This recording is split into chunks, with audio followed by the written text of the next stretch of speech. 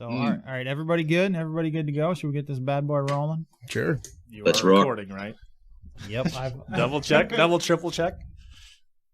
Yeah, I'm pretty sure it's Okay, recording. well, I'm good if you're good. Yep. I don't know if I like the words pretty sure. I want you to be sure. No, it's recording. It's good. All right, so, all right, guys. We're going to get this episode rolling. This is episode, what is this, 17? 17. 18. 17.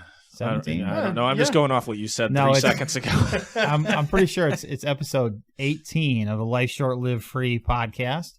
We got a hell of a good show lined up for you. We got a guest I'll tell you about here shortly. And, of course, we got Toad. He's back from his I'm no longer dead. His sickness he had. Last podcast, he was gone, of course. And we got the Johnson down there. We don't call him Manny Malfunction anymore because we haven't been shooting for a week or two. I got it fixed. Come on. Yeah. And then, of course, we got my brother Box over at the other end of the table. And our guest, this is actually our first call-in guest, and this is kind of cool. He's literally halfway around the world at this point. I freaking love technology. Isn't it cool as hell? It is. You tell us all the time how you hate technology. Well, I mostly hate it. But he always says he applauds innovation. I do. But anyway, how I ran across this guy, he was posting a lot of videos in one of the groups I was in, a lot of motivational stuff and just funny stuff. And I ran across one of his videos where he's working on doing something for vets and first responders, and that's really what spoke to me. So I gave him a shout. His name is Gray Murphy, and he's all the freaking way down in Australia. How you doing there, Gray? G'day, guys. How you going? Good, man. Good. This is kind of crazy. You know, I've literally never spoke to someone halfway around the world before, man. This is cool as hell. I think the farthest I've ever talked to anybody is when my uncle was overseas in Dubai working on race cars. We'd Skype and stuff on there, but that's not even close to as far as where Gray's at. Yeah. We're all the way down the bottom, the arse end of the world. So, well, it doesn't look like it's too bad of a place to be. No, it looks awesome. It's not a bad place to be at all. I mean, apart from all the dangerous shit we got down here, it's not a bad place to be. Right. So well, that makes it interesting, at least. Well, you're taking your life in your hands every time you go for a piss out in the bush, ain't you? So you got to be careful. Yeah, that's one thing about around here is, you know, we don't really have to worry about a whole lot. You know, maybe a mountain lion coming and mauling us, but there's not so much poisonous shit. There's not snakes crawling out of your toilet, giant spiders crawling all over. We don't have all that crazy shit. Like not far from here, like up by Westfield, about 35 miles from here, we have rattlesnakes, but they're kind of few and far between. The worst thing we have around here is the brown recluse spider, and even that's not really going to kill you. It's just going to fuck your day up a little bit. But well, when I was stateside, I managed to get one of them rattlesnakes. That wasn't too bad.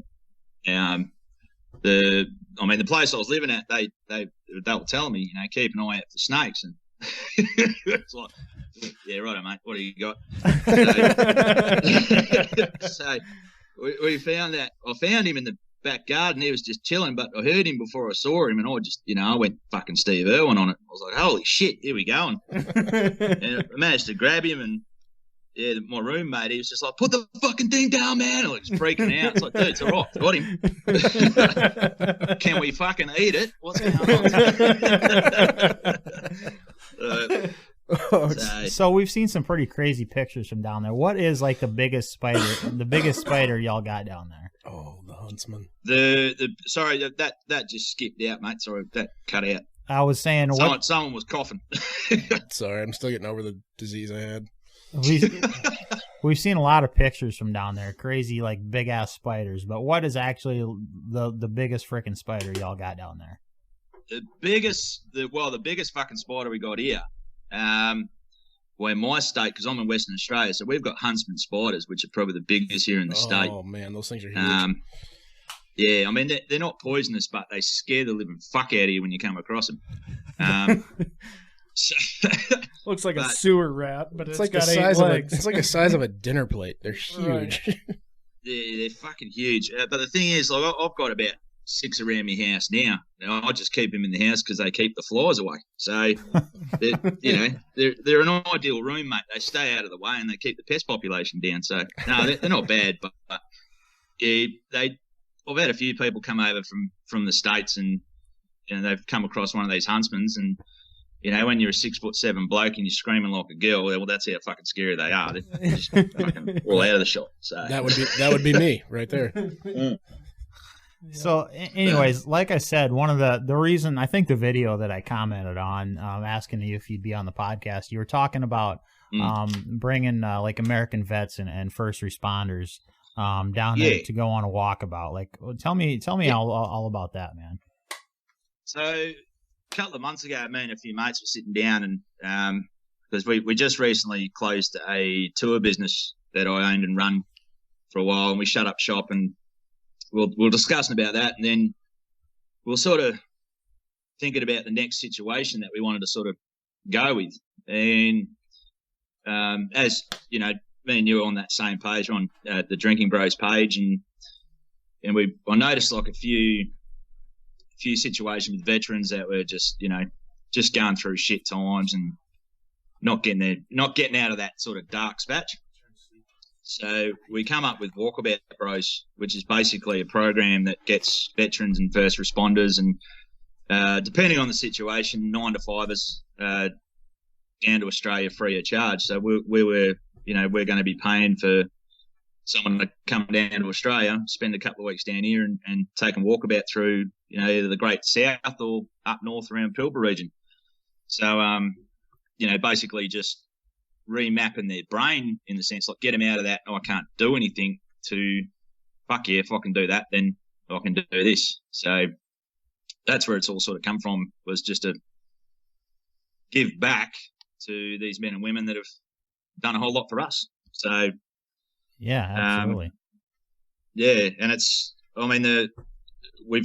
still in its infancy phases at the moment. Like we've just got 6 permits approved for various national parks. In fact, we just lined up a 80-foot boat at one stage, which is going to be interesting, because a lot of people have been asking if they wanted to see, they asked me if we could show them sharks and crocodiles and all kinds of. He's like, yeah, mate, yeah, jump on the boat, we'll show you. So that'd be cool. Can't guarantee you'll come back, but yeah, come along. So, but so no, it's definitely taken off the right way, and we've already selected 3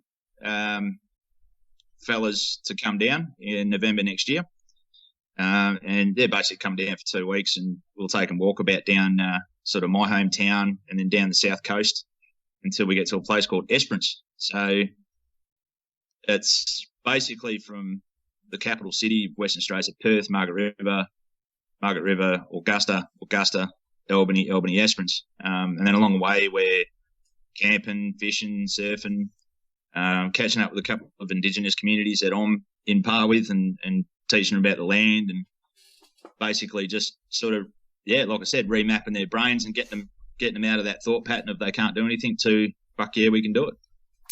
Well, that's awesome, man. I dig awesome. that. And we're kind of the same, like, obviously we're not really involved in anything like that, but we're just, one of the reasons we started this whole group, the thing that it's all based on, is just appreciation for those people, veterans that have done, freaking so much for us. And I think in this little town that we're all from, there's a lot of that ingrained in us, just because, well, Toad's best friend, he went over in Iraq. What was it? Several years after he graduated high school. 2007. Yeah. Yep. And got killed over there. And we're good friends with his family, and we see them all the time. And it really, and that's how that got, so ingrained in us. But how did, were you raised just like that? Is that how you were raised to appreciate that, or is that kind of something you learned? It's pretty much I was raised with it. So my family's got, strong military and first responder background. I had my great granddad and my granddad both. So my great granddad, he served in World War One. Australia had a lot of, because we're under the Commonwealth, we had a lot of involvement with the World Wars, and then World War Two, and then Korean, Vietnam. My dad, he's a Viet vet. He came over here in the 60s, immigrated from Ireland, and poor bastard. He gets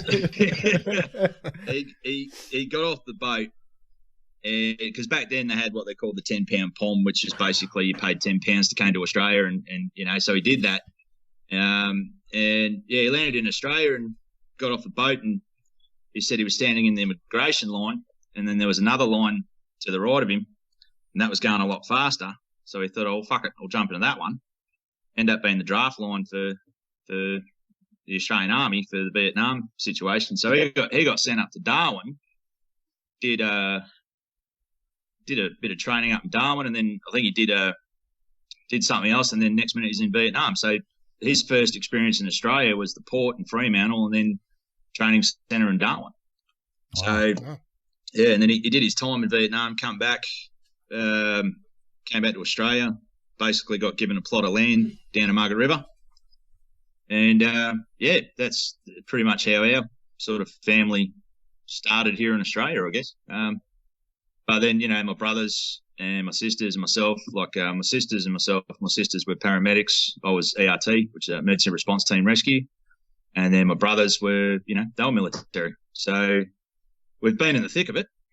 And, it's always been, for me, not only have I experienced it, but I've seen my brothers, I've seen my mates, I've seen my sisters, that the lights are on, but no one's home kind of thing, and it was pretty much in probably the last 2-3 years, I've started seeing a lot of mates not come back.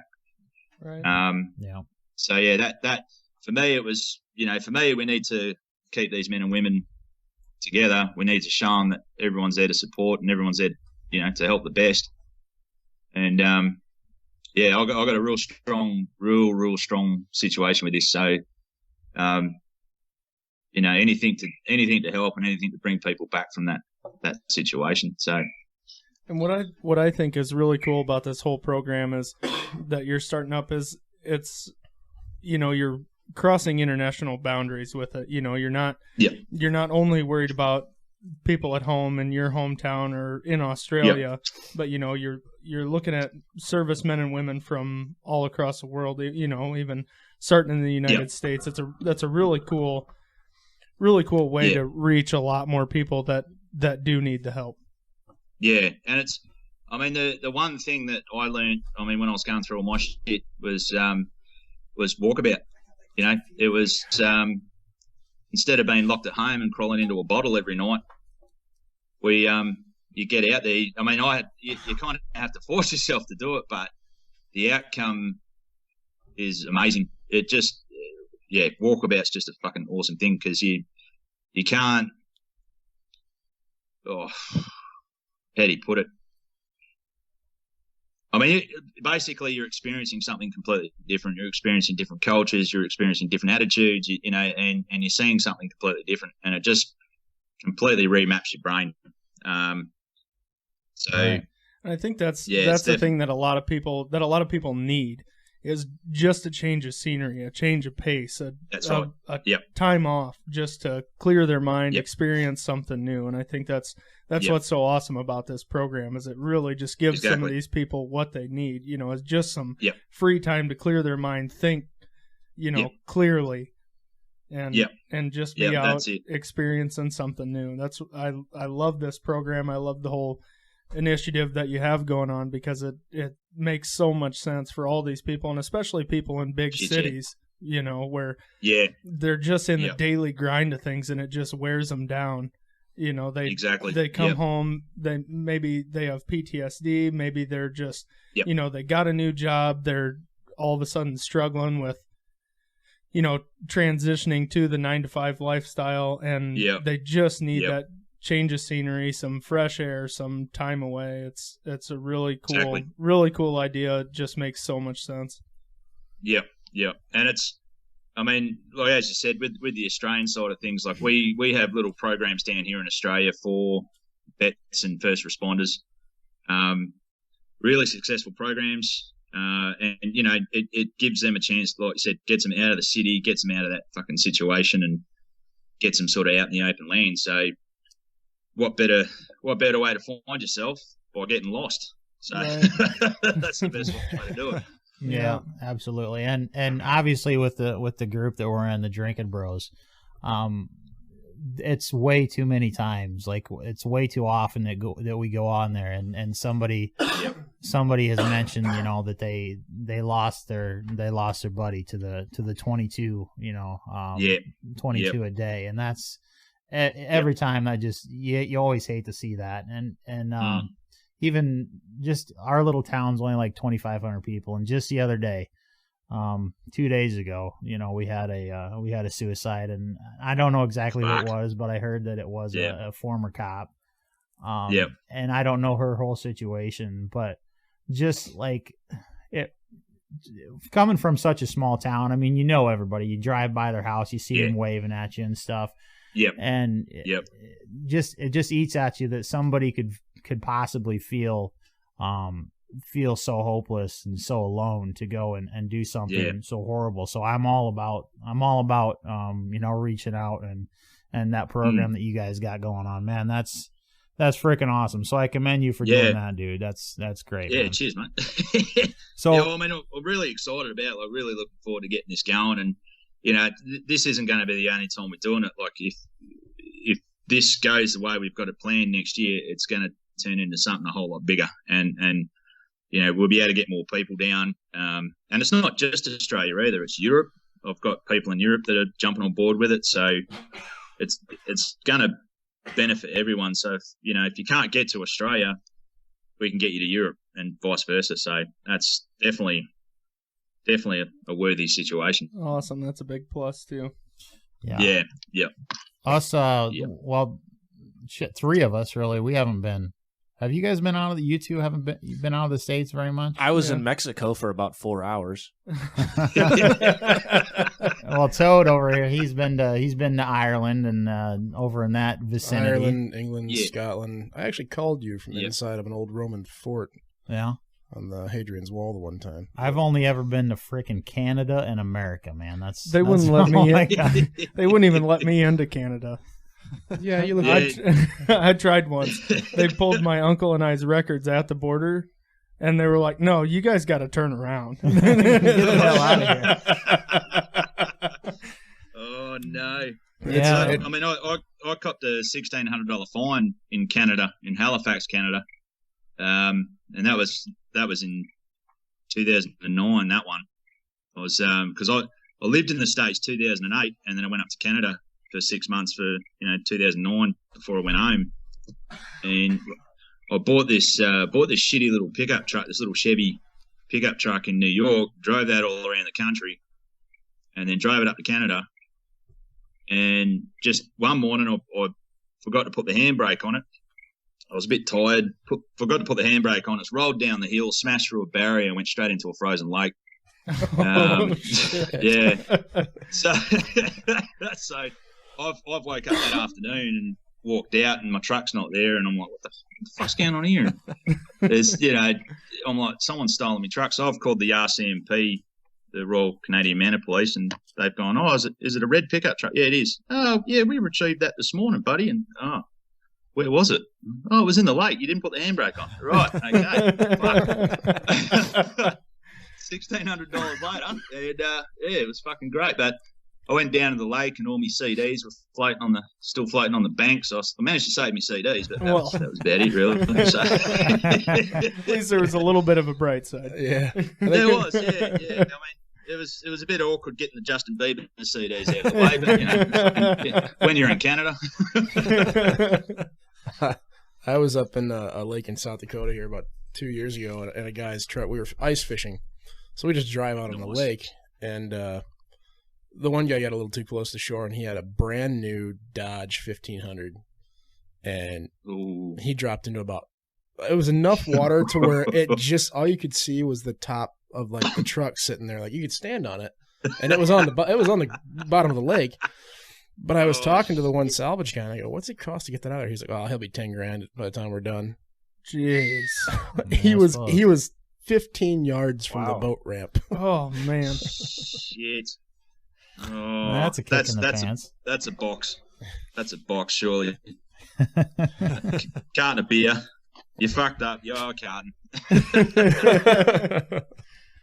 So, Gray, we were planning on, well, we figured since you're from Australia, we says, well, hell, why don't we get us some Australian, drinks to drink while we're on the podcast? So, hell, the only ones we could think of were Foster's, but now I did a little. I said no. So we did a little bit of research actually, and it turns out you Australians don't like Foster's much. We fucking hate Foster's, mate. Fuck me drunk. Thanks a lot, Paul Hogan, you fucks. That fucking Foster's, fuck me drunk. It's one of those drinks. I mean, you'd literally thong a cunt if he brought a fucking Foster's to you. You'd just be like, mate, fuck off. Basically, Foster's was created in the late 70s, early 80s for American tourists, literally.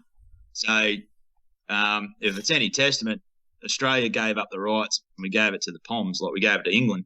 Now, England serves it as an Aussie beer, but we call it a pommy beer now because it's just, no one here drinks it. I've never met anyone in Australia that drinks Foster's. So, literally no one. Enjoy it, boys. Well, we didn't. To Australia. we didn't get it, luckily, So we're just drinking our normal shit we got over here. So.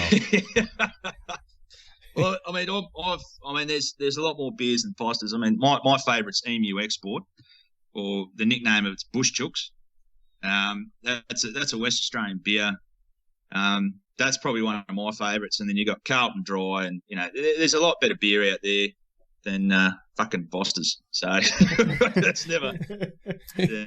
Cry! Don't get me started. Do you guys got any like American imports like Budweiser or Bud Light or anything like that down there? Yeah, we've got Budweiser, Coopers, not Coopers. What's it called? Coors. Yeah. Yep. And then we've just started getting PBR down here. Oh, hell yeah. No, Yeah, that's Russian but- now. We don't even make that anymore. We sold it to the Russians. Yeah, well, it's fucking Russians. Goddamn Russians all over the place. Yeah, well, I mean, the thing is, when they first brought them in here, they had the 1 ounce can, which was, it's quite a big can. And when you cracked it open and had a drink, you're like, oh, yep, that's PBR, happy days. But then after 6 months, they started bringing in these smaller cans, and apparently the recipe's sent to a brewer in Victoria, and they're brewing it in Victoria now, and it's coming out in smaller cans. So it's not even American now. It's Russian, Australian, and fuck knows what else mixed in with it. So it just tastes like absolute shit now. Yeah. So well, I mean, it was never that fantastic. Like we drank it in college just because if you walked into a party and set it in the middle of the room, nobody would touch it, so you didn't have to worry about it. Well, that's really the only reason we ever drank it. Yeah. And it was super cheap.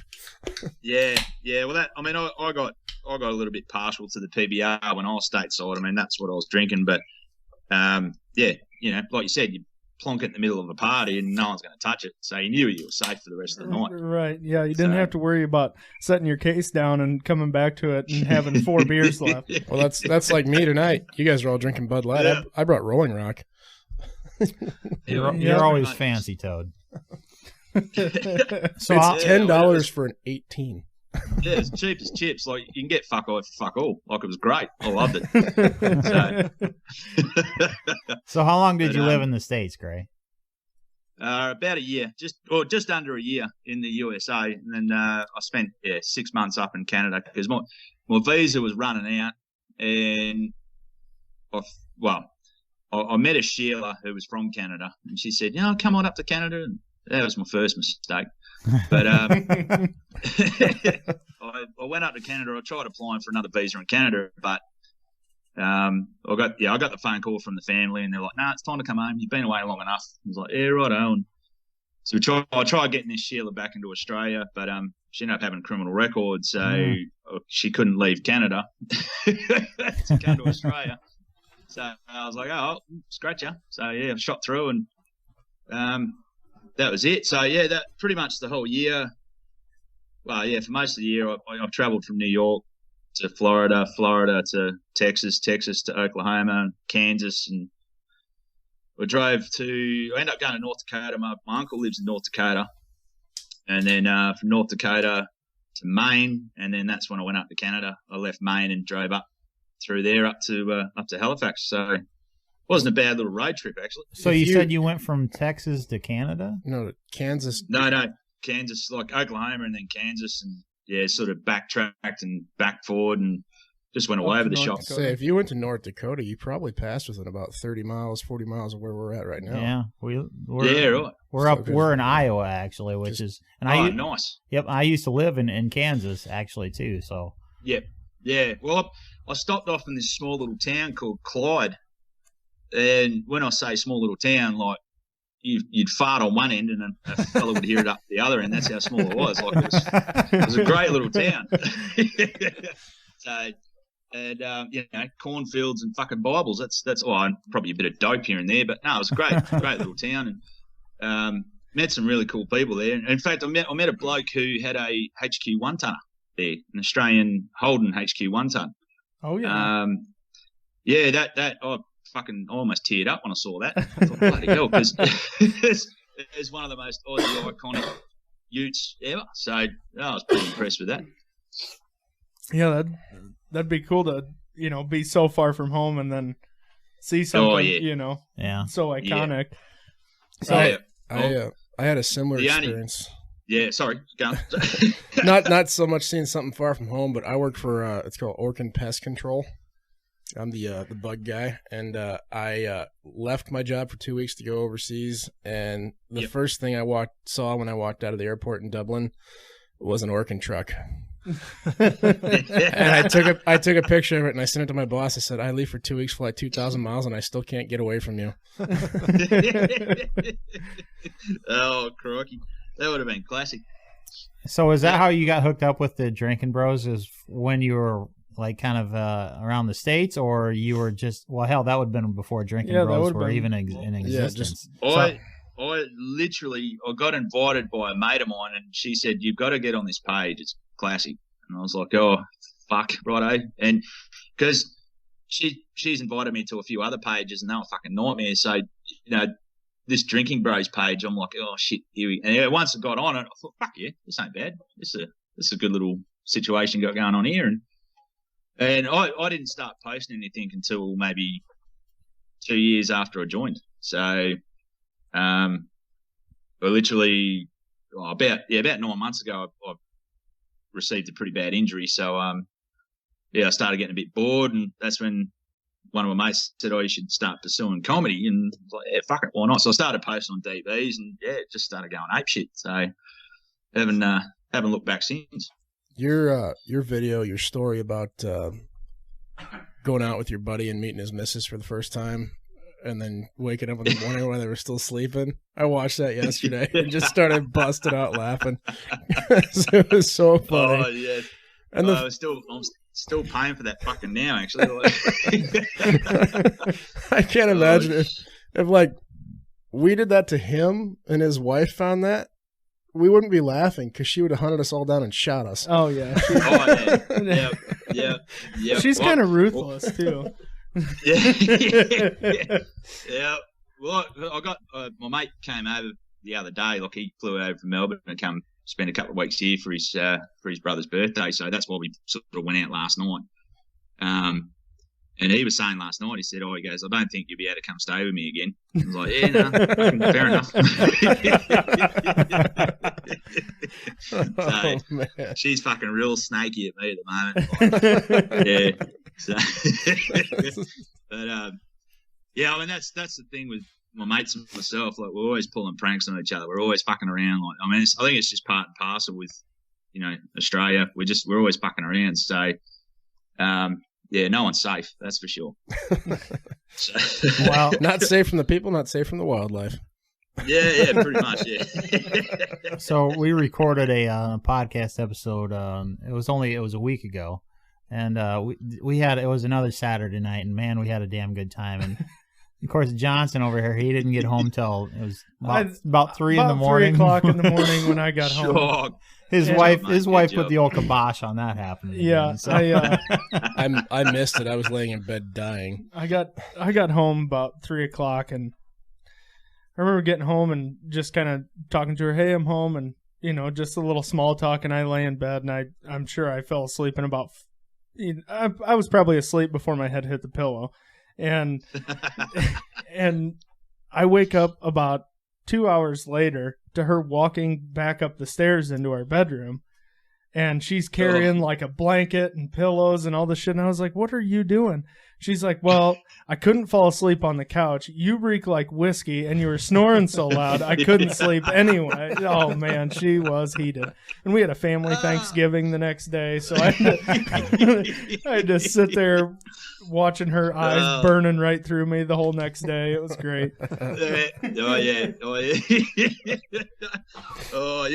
You're sitting there smashing the water the next day, trying to not act fucking hungover, but it's pretty obvious when you just that water goes down quicker than you're eating. Right. So, oh crikey! I know. Yeah. I mean, this morning when I got a message from you, Mob, and you're like, "Yeah, we're doing a podcast today." I'm in the kitchen going, "Fuck, where's the Barocca? Where's the water?"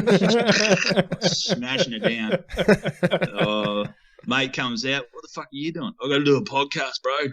Oh fuck! So it was a big night last night. It really was, but yeah, definitely worth doing. The hangover's worth it. That's for sure. Yeah, absolutely. Shit anymore. The hangovers are getting a little bit rougher for me the older I get, man. Oh yeah. I do remember the days where you'd bounce back. So yeah, but now it takes about 3-4 days to recover. Yep. And yeah.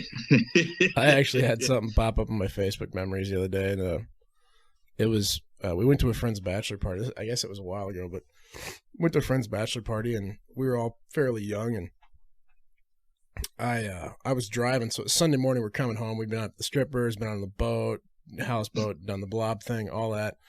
And Sam's in the back of my truck, and I go to throw in a dip of chew, and it's like 10:30 in the morning, and he goes, "I don't know how you guys can do that." Talking to me and my friend Jordan, and Jordan turns around to Sam, and Sam's in the back seat of the truck with a case of beer, and he's on his 6'1", and Jordan goes, "I don't know how you can drink 6 beers before 11 o'clock on a Sunday." Oh shit! Hair of the dog. Well, yeah, If you're drunk again, you can't be hungover. It wasn't hair of the dog. He was sitting back there slamming beers for a 2-hour road trip. Well, I was hungover as hell, and I had one, and I felt a hell of a lot better. So I figured if I had 6, I'd feel fantastic, and I was right. Yeah. Fuck it, why not? Who needs a liver? I'll tell you what, the hangover after that whole deal sucked pretty bad, though. I will tell you that. Oh yeah. That fucking. Yeah, definitely. I'll agree to that one. So I ran across a video of you on Drinking Bros. Great. You do some stand-up comedy? I do. Yes, I do. Is this a new thing, or you've been doing it a while, or? I've been doing stand-up comedy probably on off for about 4 years, but I've only just started getting recognised here in Australia. So, I mean, in the States, everyone's loving it, but here in Australia, I think because everyone sort of has the same attitude, it's a little bit harder to get recognised here. So yeah, I've been doing a few shows. I did a show about 3-4 nights ago. Did that one buckled. I think I smashed at least 2 6-packs before I got on stage. Because it was a big fucking crowd. It was about 200 people. Yeah. So that was massive. But yeah, it's like I said, it's up and coming. And I mean, my main focus is comedy, but I'm sort of going into the other stuff as well, like the motivational speeches and bits and pieces. Like I went down to on Thursday. I went down to a university, ECU University, and did a bit of a motivational speech for up and coming engineers that are getting into mining, and that literally ended up being a stand-up comedy gig itself. So it went from motivational to making every fucker laugh. So no, it was great. It was a good situation. That's awesome, man. I love the obviously, I mean, I love the comedy, but the motivational stuff, dude, that was the video of yours that I commented on just because I love that sort of thing, dude, and that stuff always draws me in. And I'll tell you, maybe why you're hitting it off better in the States. For some reason, there's something about a dude with an Australian accent that just I don't know what it is. It's just automatically funny, you know. Not like a knock at you. I just, you know what I'm saying? Yeah. It's just Aussies, we're just natural larrikins. We're like that mate at the pub that just fucking causes shit, but everyone's laughing at the same time. So, you know, we love to shit stir, and if we're not shit stirring each other, we're shit stirring other situations. So it's, I mean, with the people that have been following me and supporting me, it's been great. You know, having that backup from you guys, because, you know, it's literally, if it wasn't for you guys, I wouldn't be doing it, to be honest. Like, absolutely. So no, it's great. So we just had this conversation like a couple weeks ago on the podcast. We were talking about accents and the accents that we find sexy on women. Like, do you guys like say Australians, do you find like American accents like on women sexy or not? Is that there's probably going to be a lot of Sheilas that hate me when I say this. I don't mind the American accent, but when you piss off an American girl, it's like nails going down a fucking chalkboard. Honestly, fuck me drunk. I don't know how you boys put up with that. I'd go fucking nuts. You don't. You generally just walk away. You call your buddies and say she's mad again. We're going to get fucked up. Yeah, pretty much. There was a few Sheilas I met in the States, and you know, they were sort of flings and roots and boots and bits and pieces. But there was one Cheryl I pissed off, and mate, she went fucking full psycho.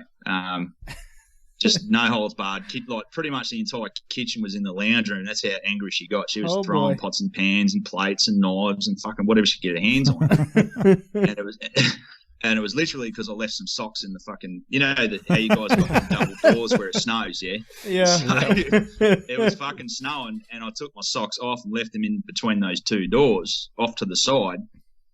And, you know, I thought, well, I'll come back to that later on. I had something going on, and I walked in, took all my kit off, and then I just hear this fucking she went psycho. And it probably didn't help, because I'm sitting there going, oh, fucking, who lit the fuse on your tampon? Calm the fuck down. Like, what's going on? Fucking Jesus, that was scary that day. Well, I assure you, they're not all that crazy, but most of them are. So. I've met my fair share. Yeah, don't get me wrong. I met some pretty cool chicks too. Like one of my mates from the States. She's legendary. And she's come over to Australia a couple of times, and you know we get on like a house on fire. So she's awesome, but she's pretty much just like one of the dudes. You know what I mean? Like, she's one of the boys, and you know, she's she's an attractive girl, but you know, she'll put you in your place if you try to be a fuckwit. Like, there's no two ways about it. So she's awesome. So I've only ever met a few Australians. One of them was actually this last summer in a bar in Deadwood, South Dakota. And then that was interesting. That was real interesting. And then the other was a friend of mine. She was from, I don't remember actually where she was from in Australia. I remember her name. I won't say it, but she was dating a friend of mine from Remsen, and they went to college together in Iowa State. And she was really cool. And then the other one I met, I momentarily fell in love with for like an hour. She was the check-in girl at the hotel airport. I thought you were going to say Edinburgh, stripper. in Edinburgh, Scotland. Just this gorgeous blonde gal, and I expected this total, you know, Scottish accent to come out of her mouth, and she starts talking, and I'm like, oh, she's from Australia. G'day, mate. Oh shit! I mean, it's the Aussie girls here. I mean, there's a lot of American fellas that are talking to me, and they're, what are the Aussie girls down? What are they like? And it's pretty much just like, don't go to sleep, cunt. If you fuck up, don't go to sleep. Keep one eye open. Don't piss an Aussie chick off. Like, they are. They're crazy. Maybe my wife is actually from Australia. Maybe. So, oh shit.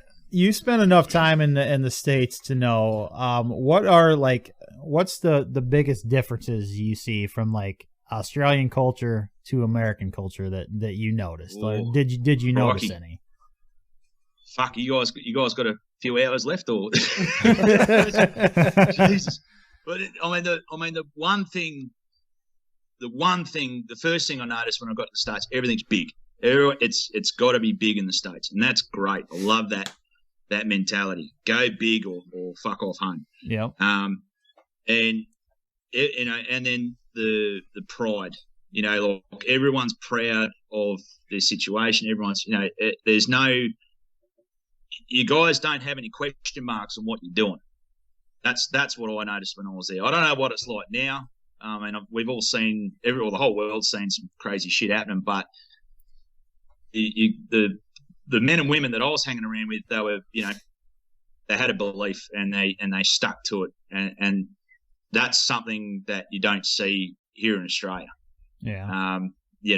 Australians are very, oh well, fucking if he said it, righto, sweet, I'll stick with that. Like there's no sort of, how do you put it? We're definitely very, very stubborn about the shit that we believe in, and we're not going to change our minds. That's for damn sure. No, well, and why should you? You know what I mean? Like, there's a reason why there's the Constitution, the amendments, and and you guys fucking fought tooth and nail for that shit. So you've got to be right to be. So that was one thing I noticed. The first thing I noticed in the States, and that was awesome. And then fishing. The second thing I know, when I was in New York, the fella that I knew, he's like, let's go fishing. And I'm like, fuck yeah, let's do it. So I'm thinking we're going to go down to a beach and do some beach fishing and go on a boat. Tiny little pond. And he's like, no, we're going fishing. We go down to a jetty. And I was like, and he's got a small, tiny rod, whereas, here in Australia, we fucking use these big, massive 12-foot bloody beach rods. And it's like, fuck, like that sort of confused me a bit. But we caught fish. But did you ever spend more time? Sorry. Did you ever do any ice fishing? So you come here while you were in North Dakota? I did. Yeah. I mean that, like when mainly in Canada, I did the ice fishing. But my mate that lived in Halifax, he took me out to this lake about 2 hours west of Halifax. And this lake was just completely frozen. And because when he rocked up to my house, he's got this fucking shack on the back of his car, like on a tow trailer. And I'm looking at him. I thought we're going fucking fishing, mate. He goes, yeah, no, we are. Well, why the fuck are you transporting a hut? Well, what's going on with this? He's like, trust me, you'll figure it out when we get there. So we drove 2 hours to this fucking lake, and I'm sitting there scratching my head going, this bloke's probably hit the glass barbecue too hard. Like, what's going on with him? And for those that don't know what a glass barbecue is, it's a meth pipe. So I'm thinking he's fucking...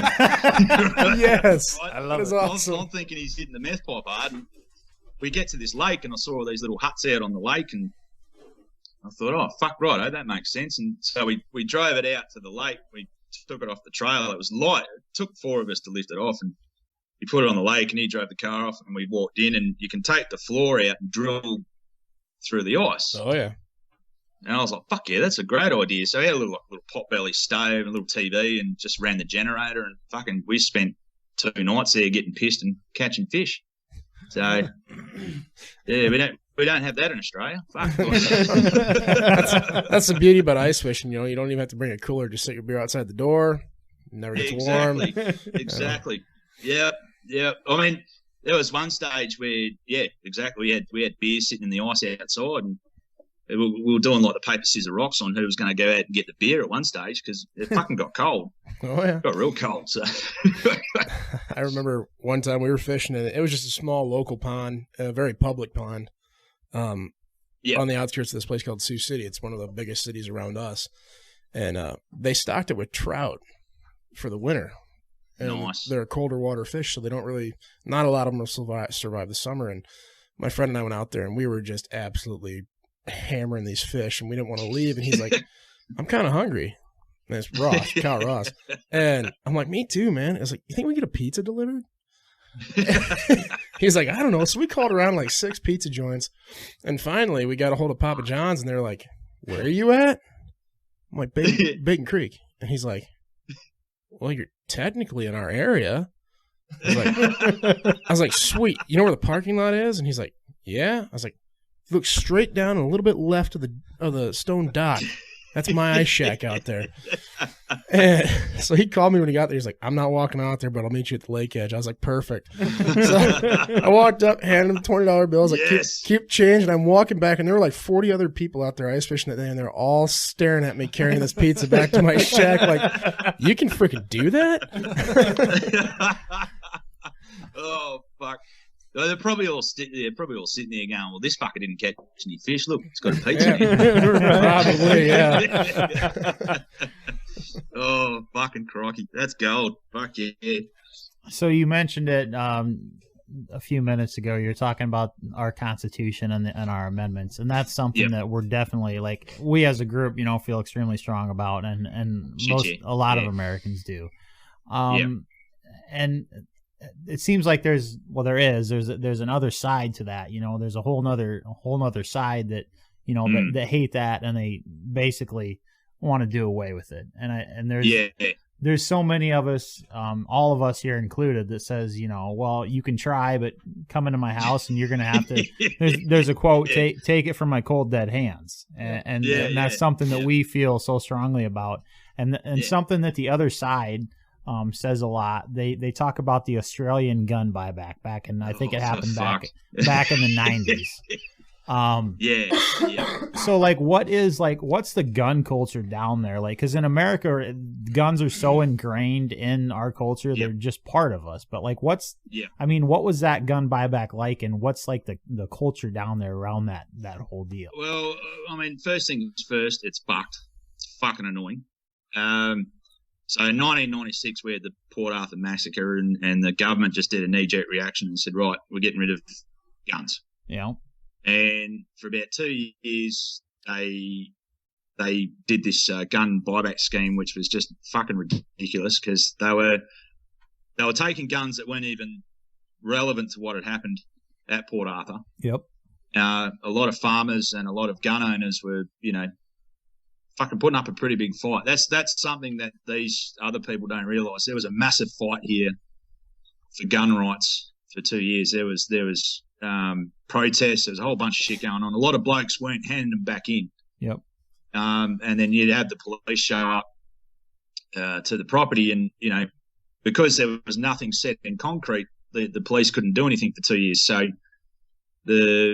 once it all sort of came into play, the paper, the situation that was the bill that was approved by the Australian government was sent out, and then the gun buyback scheme, and that's what it is. It was a fucking scheme. It wasn't a legit situation. Mm-hmm. Everyone's handed in their guns and got maybe $200 back, and that was it. But we didn't get rid of all our guns. We've got this. When people say, "Oh, Australia's got a gun ban," that's bullshit. We've still got guns. Right.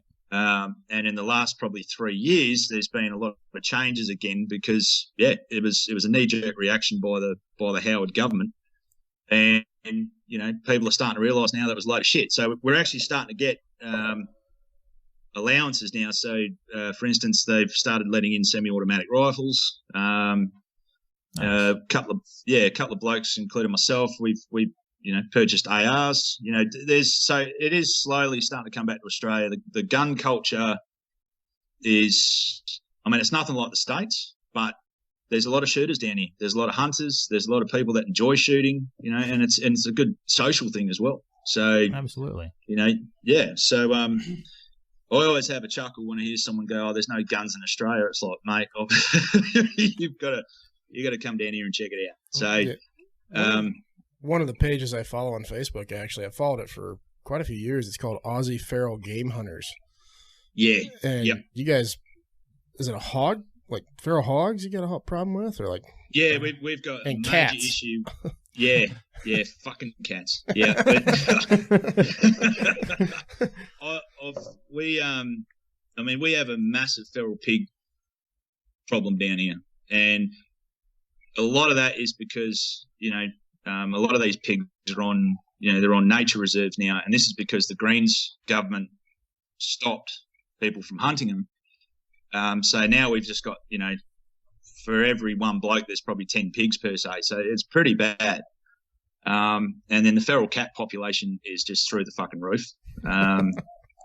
Where I think there's a species just recently here in Australia that's just hit the extinction list, which because of fucking feral cats. So, and that's kicking up a storm because you got all these fucking soft cocks down here going, oh, don't kill the cats, they're just cats, it's okay. It's like, fuck off, we're going to skin them and bin them. Like that's as simple as. Like. Right. Yeah, so, we call them ditch tigers around here. Ditch tigers, yeah. Yep. Well, just last week I went out for a shoot with my mate, and we probably bagged just under 90 cats. Oh, crap! Yeah. And whether or not they were feral, I don't know, but we'll figure that out next week. But it really doesn't matter. No, it doesn't. I don't give a shit if there's a cat in the bush. It's not meant to fucking be there. So there's been times where we have shot a moggy and they've had a collar on. And you just look at it, and it's got the address, it's got everything there, and you're like, oh, shit. How are we going to explain this one? It's like, fuck it, give me the tag, I'll go around. So you knock on someone's door at like 7 o'clock the next morning, and you're just like, hey, look, found your cat in the bush, we shot it, and watch the tears come. Like, why did you do that? Well, it was in the bush. What the fuck are you doing letting it out at night? So, have some responsibility with your fucking pets. It's a simple, or probably... There's probably going to be a lot of people going, you're a fucking asshole, Gray, but no, it's native flora and fauna come first. That's it. So you mentioned that you bought an AR. Like there's a lot of states in the US that we basically call them bastardized ARs. They're just the features are taken away. So is there any do you guys got actual ARs down there, or are they just like they're bastardized ARs. They're nothing like the real situation. They are good to shoot. Like I find them quite easy to shoot. And I mean, when we're roo-shooting, I mean, I probably wouldn't use an AR to roo-shoot, but there's been a couple of times we've practiced and there's not much left of the kangaroo when you finish it. So they're probably not the best fucking rifle to use for hunting, but it is good fun because a lot of the time when you're roo shooting, you are on the move. So, you either have someone standing on the back of the car or you be sitting in the car. So we've got frames and bits and pieces attached to the car that we can shoot from. So, you can shoot that AR one-handed and, be on the move within a couple of seconds. So, I mean, like I said, they're nothing like the real AR, but they're doing just as good a job. So... So as far as the bastardization of, what kind of modifications do they have from like a standard AR? Do you have like a magazine capacity change, the pistol grip, the stock, anything like that, or what? I guess what kind of changes? The stock and the pistol grip. I mean, they're nothing like you boys have got. They're very, very standard. Very they're easy to grip and they're easy to hold, but after a couple of hours, you sort of go, fuck this. Like, you start cramping up. It starts giving you a bit of grief. But the magazine capacity, I don't know. What's your limit on yours? Because at the moment, we're sort of sitting around the 14, 15 mark. Well, we don't have a limit. Yeah, we don't have a limit. We can get 60, 100. 150. Yeah. Yeah. Get so, belt fed, whatever we want. Yeah, they got belt fed uppers for ARs. But there is a lot of states that have like 10 round mag limits and things like that. Yeah. So we live in we live in what we call it a free state, and the rest of the states we call commie states, communist states. And I pull that bullshit. So yeah. Well, I mean, when old mate said fucking belt fed, I'm pretty sure every Aussie down here just got a fucking erection that'll win an election in that situation. Holy shit. We could take out an entire population of feral pigs with a belt fed fucking AR. That'd be fantastic. But yeah, look up again. If you get some time later, look up Fight Light Industries. They're the ones that make the and it's just a drop on upper receiver. So you would just take your upper receiver off your regular AR. We can actually even buy semi-auto versions of an M249 saw. Yeah. So you get a heavy or light machine gun. Yeah. Well, I mean, you're thinking it's awesome, because we're telling you all this stuff, but there's so many laws that piss us off, so bad. Just little bullshit things that we can't do. And one of the ththings that gets me the most is, so I have a friend in England. He's an old he was in the service. He was a Lancer, I believe is what he said. What it's called. I'm not sure exactly what that is, but he's big into their hunting, and he invited me to follow his page, which is called shootgame.co.uk, and they like to hunt pheasants. Well, they do it totally different over there. They've got beaters, guys they go smack the bush. Anyway, he was telling me how the hunting is over there in England, and which is what first got me interested in going back there and going on a red stag hunt.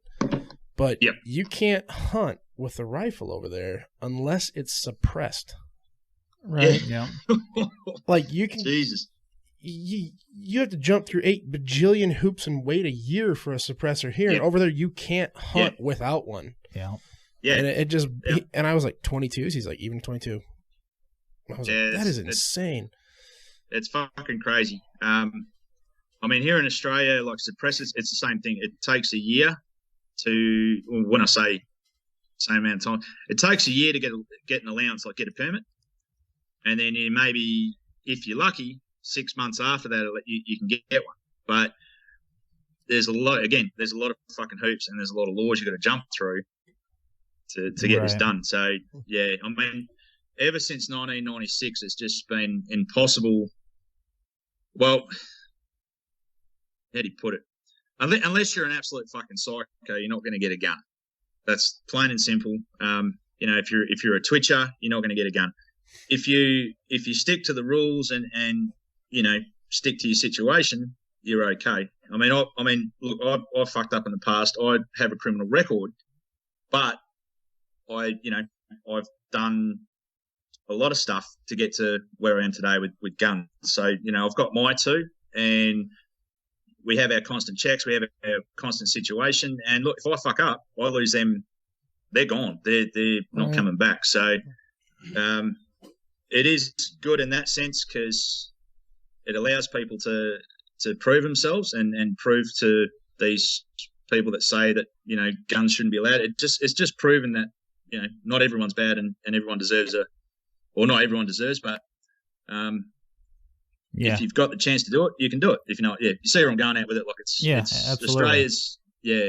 Australia's really strict, but there is that, if your record isn't a bad one, they will allow you to have situation. So there's a lot of things in the States, like if you did this, you're done. You're fucked. You're not ever getting a gun again for the rest of your life.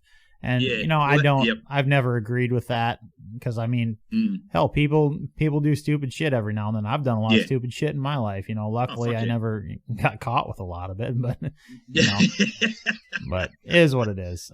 Johnson, I see you got something written down here. Australian mullets. What the hell are you talking about? So I have been growing my hair out for a while, and I am really, really trying to get authentic Australian mullet going. The mullet culture in Australia is still going strong. It has died in the United States. Like mullets are dead in the US, and I want to bring that shit back. And that's one thing I love about Australia is they're still rocking the mullet. Really? So it's party. It's fucking party at the back and business up the front. I mean, I've got a lot of mates that have mullets, and I'd rather trust them than someone who's got a fucking, a styled haircut. So a lot of these fellas are, they're sporting the mullets down here. Like, fuck, mine's starting to come through now. Like, I don't know if you can see it, but I'm a big car guy. I love anything automotive and performance cars and stuff, and I love watching all the footage from the Summer Nats. That's a huge event that I love. That's in Australia, the Summer Nats, all the burnout competition and the car show and all that stuff. And That's one thing that I love from down there is everybody at that show has just the most glorious mullet you've ever seen, and I love it. Yeah, well, it's in Australian culture they're referred to as bogans, so that's like the Aussie version of a redneck.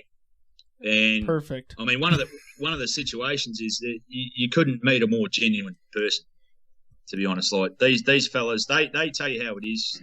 You already know what their passions are. It's cars and bikes and fucking beer and Winnie Blue cigarettes. They're just genuine people.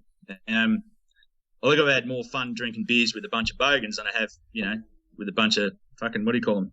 What are they called these days? Millennials. Well, I don't know. Nobody likes millennials. Box is a millennial. I think we're probably all technically millennials. You and I are. Yeah, you are. Yeah, but we're the better half. We're the better half of the millennials. Yeah. So. Yeah. Well, I kind of. I mean, I should probably get a haircut. I kind of got the whole mullet.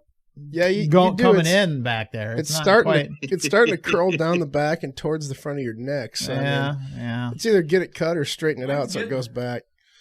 Yeah, just embrace it, man. Just embrace. Just embrace it. Just embrace the fuck out of it, mate. Hell yeah. I don't know. I fucked up giving myself a haircut 3 weeks ago and had to shave my gigantic head. There's nothing worse than a 6'4", 250-pound fat man with a bald head.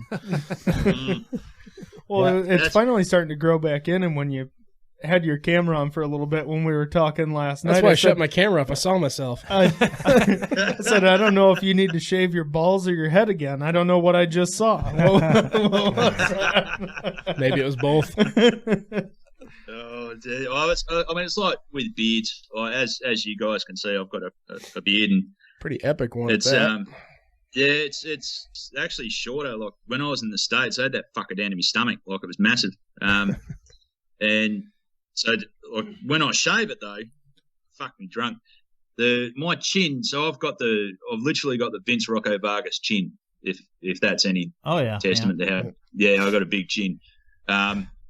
So when I shave, which is very fucking rarely, people don't recognise me. In fact, when I was flying up to site, I actually got declined off the flight because I showed them my ID, and they're like, no. Have you got anything else without a beard? And I'm like, no, that's it. Like all my photos have got a beard, so yeah, that was awkward. Ringing up my boss and going, they wouldn't let me on the plane because I shaved. And he's, why the fuck do you shave, cunt? So yeah, it's pretty. And look, my nieces and nephews too scares the shit out of them when I shave. So that's why I don't shave anymore. It's just stranger danger. Scares a lot of people. Yeah, who the fuck is this guy? Oh man, well, great. It's been awesome having you on. It really has, man. Thank you very much. Yeah, it's been a pleasure, gents. It's been a riot.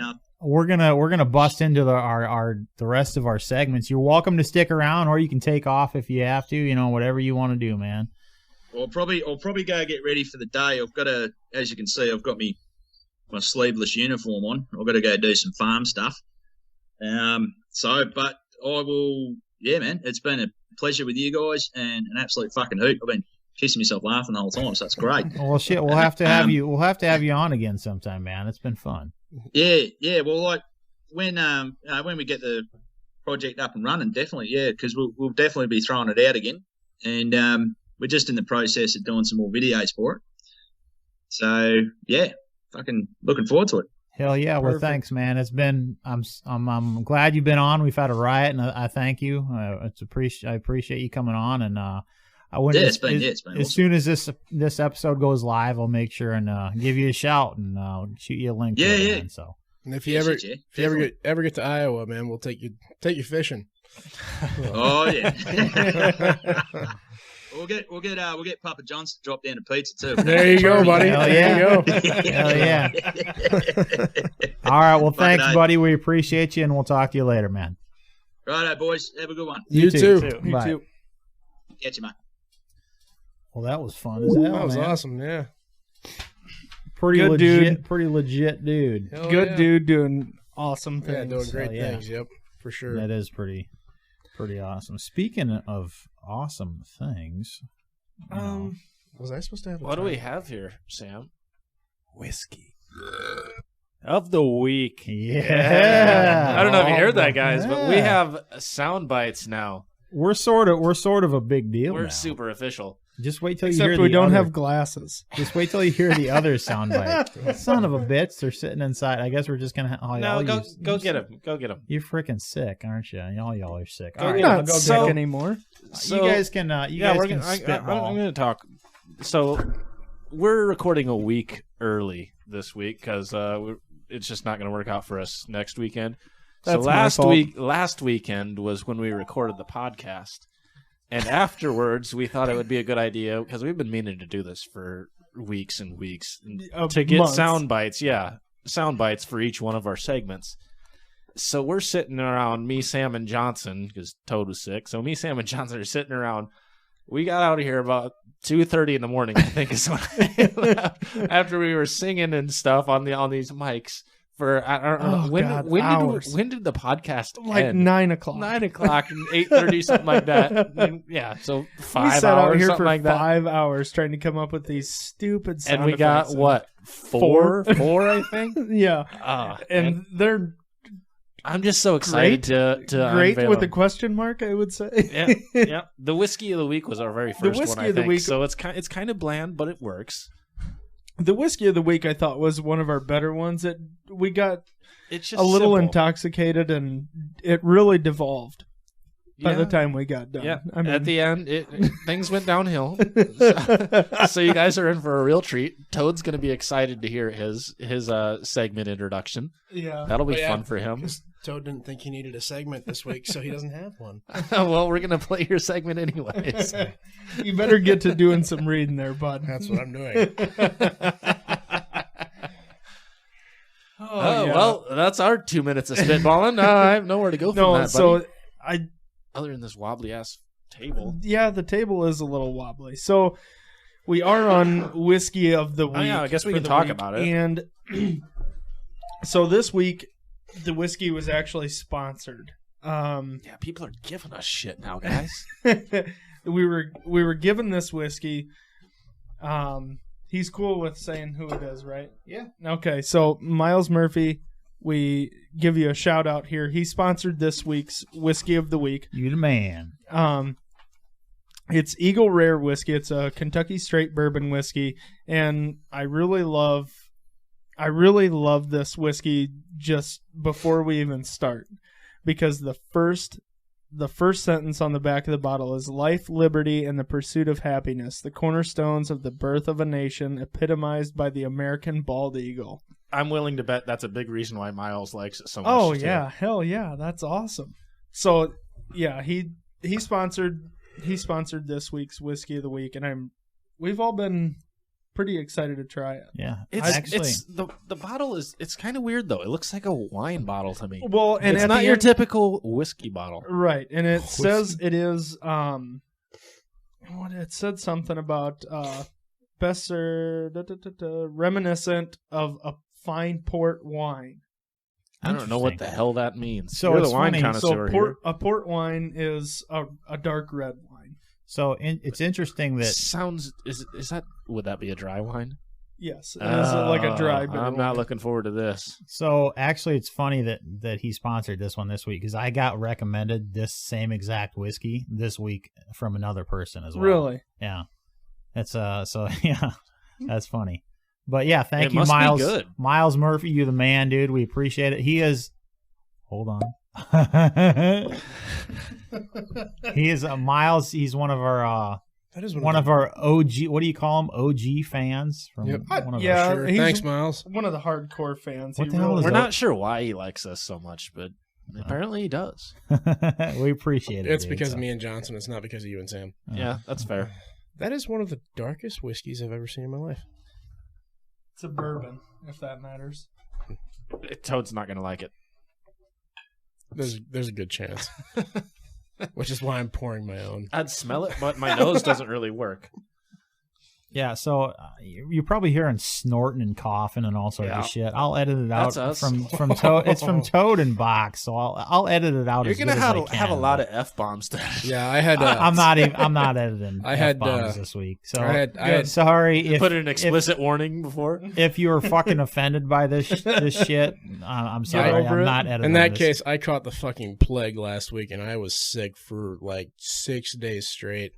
102 degree fever at one point. I couldn't see straight. I tried to get up and go take a piss, and I walked into a door frame.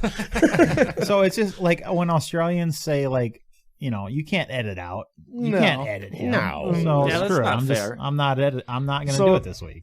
So this whiskey, Eagle Rare, it's a 10-year aged Kentucky straight bourbon whiskey. It says it has an oaky nose and full complex body. So that means absolutely nothing to me. Well, right. Doesn't mean anything to anyone here. Let's be honest. It smells like oak. Right? Because of the barrel it was put in. Yeah. Does it? So I don't know what the fuck oak smells like. Exactly. So, I do. I was actually burning that in the fireplace last night. So the good thing about like Kentucky bourbon, straight bourbons, is they're held to a very strict standard, because Kentucky is very proud of their bourbon, and they do hold very strict standards to Kentucky bourbon. So you can get like bourbon whiskey, but if you get Kentucky bourbon whiskey, it has to be made in Kentucky. It has to be a certain percentage rye. It has to be they're very strict about certain things when it comes to actual Kentucky bourbon. I'm tired of waiting. I'm going to drink it. Yeah. Oh, it's actually got a decent nose. I can taste That's the rye. what you call it, right? A good nose. A sweet oaky nose. Okay. I got a drank big ass it. nose. Guess what? You like it? I actually like it. Wow. It does. That went down really smooth, and the afterburn is not bad. Do you at all. like Maker's Mark, Toad? No. I Wow, bartended. Because that's also a Kentucky bourbon. That's I weird. bartended a wedding in California back in February, and that was one of the main whiskeys they had. I did a shot, turned around, threw up off the hotel balcony.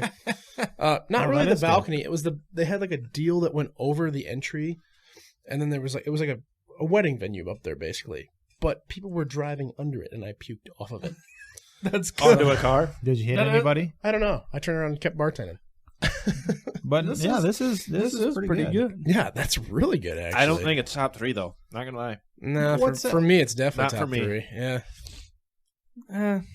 Could you not like goober all over the microphone? I'm sorry. It's constant, man. This is going on for 2.5 weeks now. You don't think it's better than Old Camp?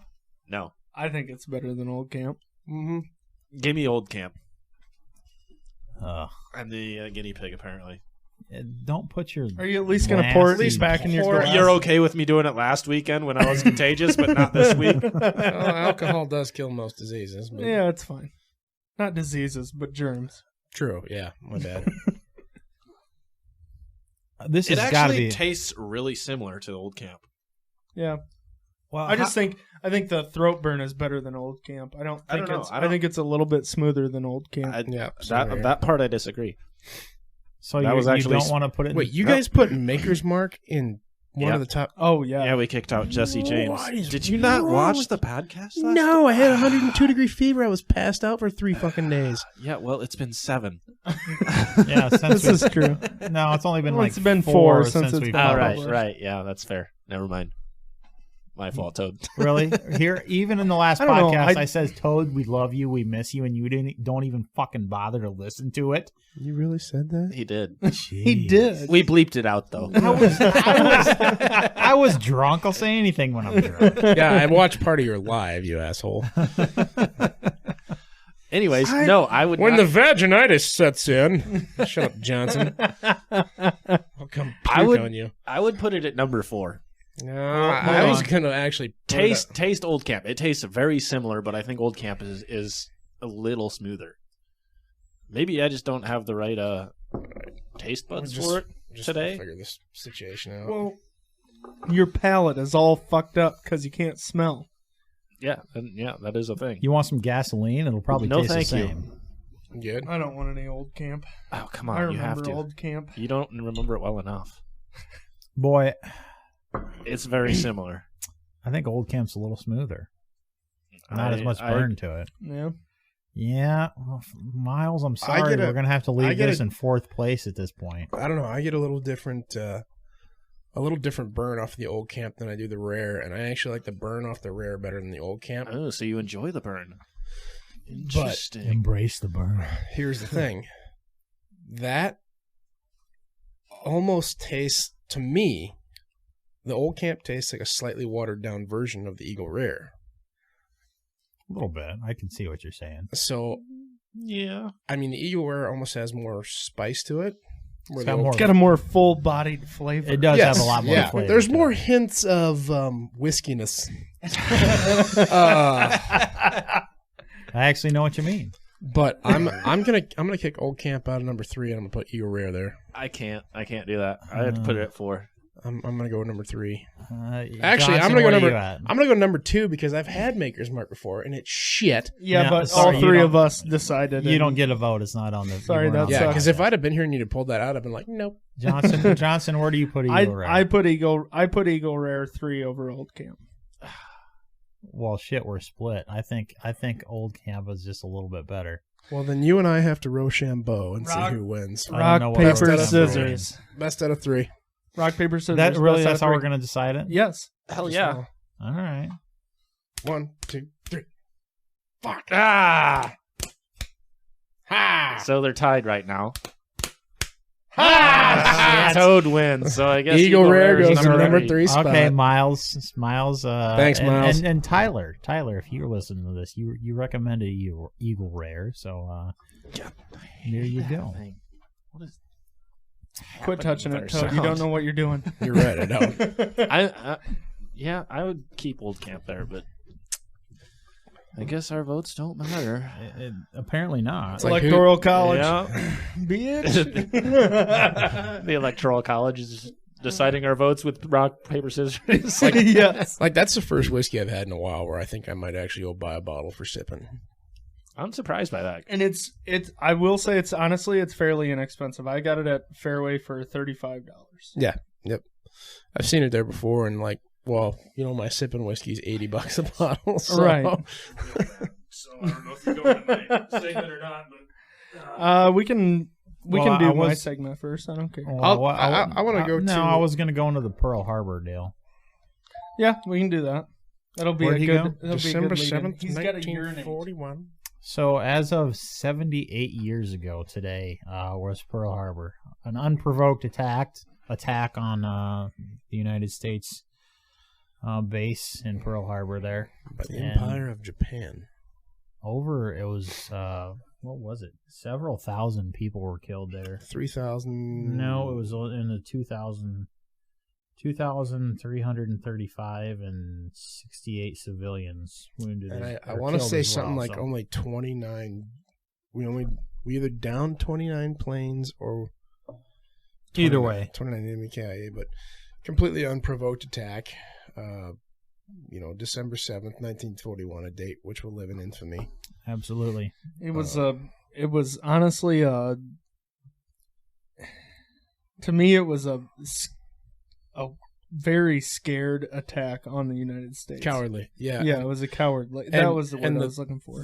One of the best things I ever read about that whole thing was right after that attack. I want to say it was the Japanese admiral. I can't remember if it was Yamamoto.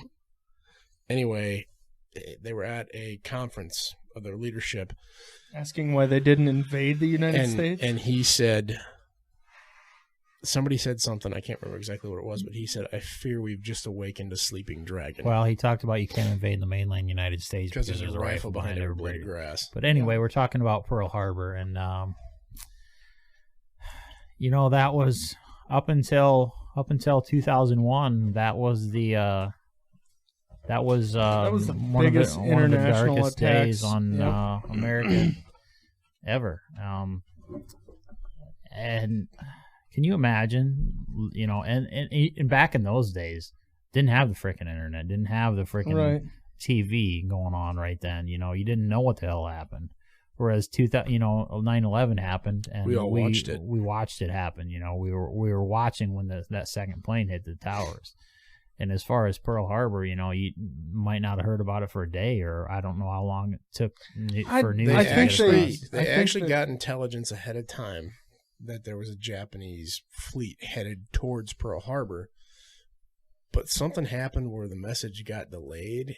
Like, I want to say it was like 7 hours, so they didn't get it in time. Obviously, I believe the president did a news conference, and like an address to the nation within like an hour after. So that, I mean, he was live on TV explaining that there was an attack on Pearl Harbor real shortly after it happened. But can you imagine being those people in Hawaii where just all of a sudden out of nowhere planes are coming out of the sky? Well, that's like that scene from the movie Pearl Harbor. There's kids playing baseball, people laying on the beach, right? And all of a sudden hundreds and hundreds of Japanese Zeros start fucking your shit up. And it's like, what do you do? And then my favorite story out of Pearl Harbor is the story of Dory Miller. Do you know who he is? No idea. I think I've heard the story. This was a time when African Americans in the military were reserved for like Box does. Is he the very for well like cook roles? No, that's not the badass of the week. Okay. No, but I just researched him. This was a time in history when segregation was still a thing, all that, and Dory Miller was a cook, and he came up on top of ship, and everything was just going insane. And he manned 50 cal and shot down, I want to say it was 2 or 3 Japanese planes. And then he ended up dying in World War II, but I want to say they gave him the Medal of Honor afterwards. I can't remember exactly if they did or not. I'm not sure, not either. I think he got the Navy Cross. I'm pretty sure about that. Yeah, that sounds right. But the thing about that was back then it was still segregated a little bit, and they wouldn't teach African Americans how to use a weapon. So he had no idea what he was doing. He was just like, I'm going to go grab a gun and start pointing it at things. And he went up there and grabbed the bow-mounted or like a side-mounted 50 and just started rocking Japanese shit. It's pretty awesome, man. That's pretty awesome. So yeah. Anyways, just wanted to throw that out there. The Pearl Harbor. I think it's been, like I said, 78 years ago, but it's just as important to remember that as it is. 9/11 was in our lifetime, and it seems like yesterday to a lot of us, but I know Pearl Harbor, it probably seems like yesterday to a lot of the older people in our society. So that's something that's important that we remember, definitely. The one thing that gets me the most, though, is so we all remember December 7th, 1941 with the reverence that we should.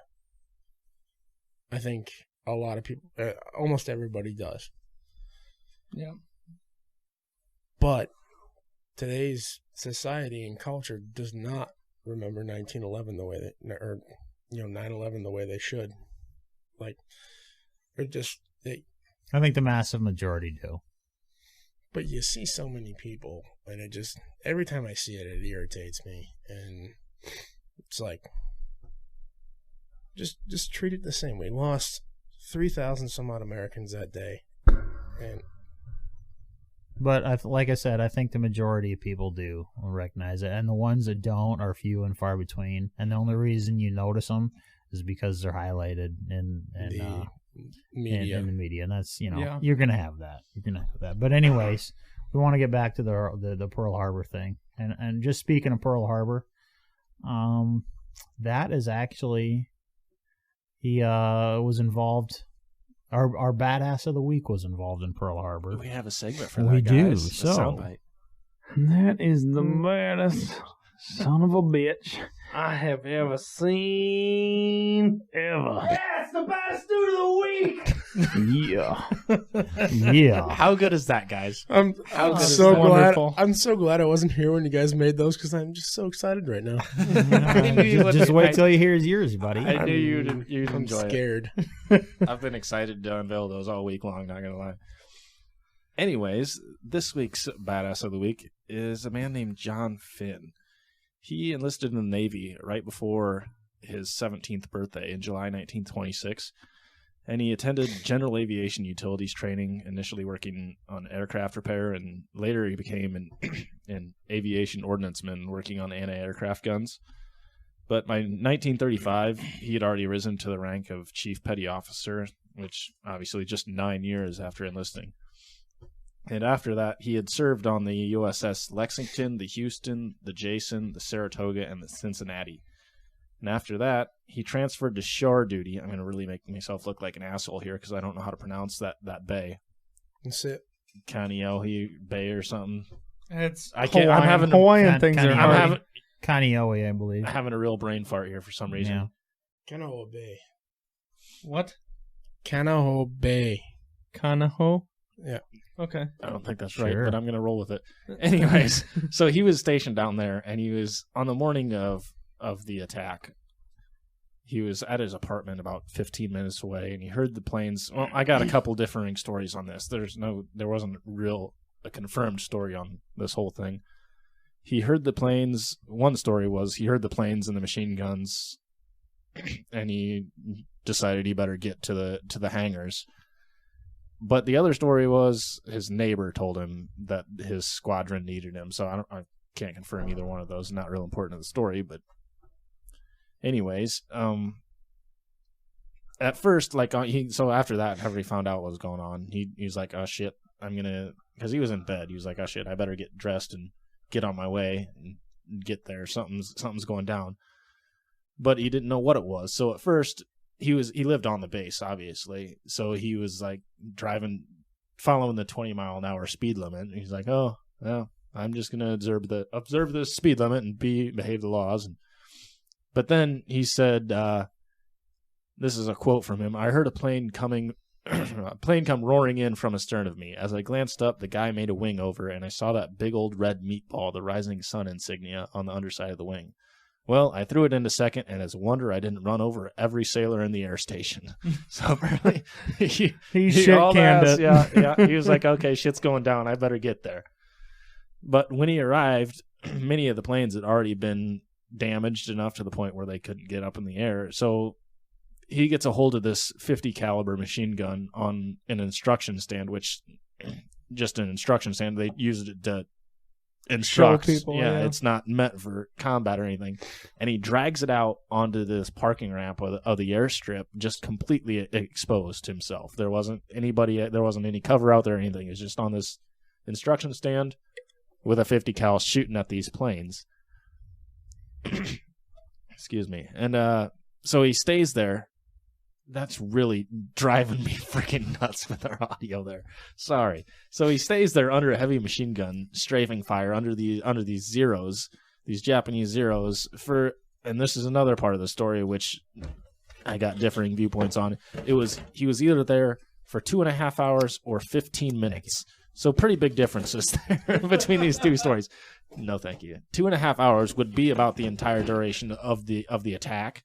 I think it was a little bit more than that. I think it was about. That lasted 2.5 hours. I think it was about. I think the attack was about 3 hours. Oh my god! There were actually. Can you imagine? There were actually different waves of the attack, if I remember correctly. Yeah, there were squadrons of planes and ships, different waves of ships. Also, right. Not to interrupt your story, but right before the attack, the commander of Pearl Harbor Naval Base received a report that they'd sunk a Japanese midget sub at the entrance to Pearl Harbor, and then half an hour later. No, I didn't know that. I didn't read that part. Oh, I lost where I was. God damn it. Sorry. So it was either 15 minutes or 2 hours. Yes. I'm not sure which one. So he was there for a period of time. Yes. Yep. But either way, this is another quote from him. He says, I can't honestly say I hit any planes, he remembered in 2001. But I shot at every damn plane I could see. So it's just, I'm just going to town. But during that time, which was either apparently 15 minutes or 2.5 hours, he sustained between 20 and 30 wounds. What? Holy shit! Yeah, this is shrapnel and shit. Yeah, this is another quote from him. He said, "I got I got shot in the left arm and shot in the left foot and broke the bone. I had shrapnel blows in my chest and belly and right elbow and right thumb. Some were just scratches. My scalp got cut and everybody thought I was dying. "Oh Christ, the old chief had the top of his head knocked off." They were saying. He says, "I had 28, 29 holes in me that were bleeding. I was walking around on one heel. I was barefooted on that coral dust. My left arm didn't work. It was just a big ball hanging down." So he's got all these injuries, and he just didn't want to leave his post. But finally, he gets direct orders. They're like, "All right, you get the hell out of here. I'm ordering you to go get first aid." So he finally does. He goes and gets some emergency treatment. Then directly after that, like I don't know what the treatment was. Gave him some Band-Aids or something. Right. But then he just did it because he was ordered to. Then immediately following that, he went back out to help rearm planes because he thought there was either like a third wave coming or second and third wave coming after that. And that was like I said, he was rearming planes as they returned. But he was the last survivor of the 15 men who received the Medal of Honor for heroism during the Pearl Harbor attack, and he died when he was 100 years old on May 27th, 2010. That guy was not only a badass, but one stubborn son of a bitch. Right. God, can you? And that's something that I think the movie Pearl Harbor portrayed pretty well. Can you imagine how hectic those like hospital and first aid bays were? Oh God, they weren't prepared in the least. It was this Pearl Harbor at that time was like the sweet spot to go. You know, like you wanted Pearl Harbor duty because it's this tropical locale, nothing's happening, anything like that, and then one night you go to sleep, next morning you wake up and all hell is broken loose. You're not prepared for jack shit.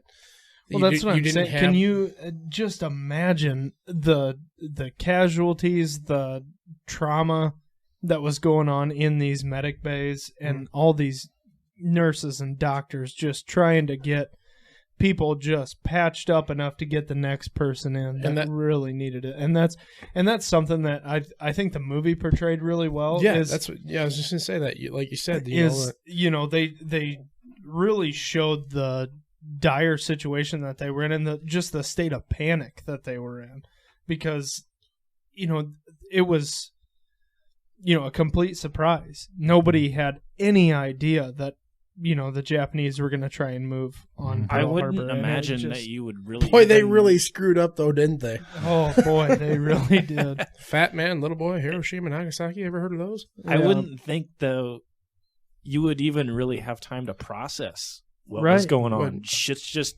You wake up in the morning and all of a sudden shit's going down.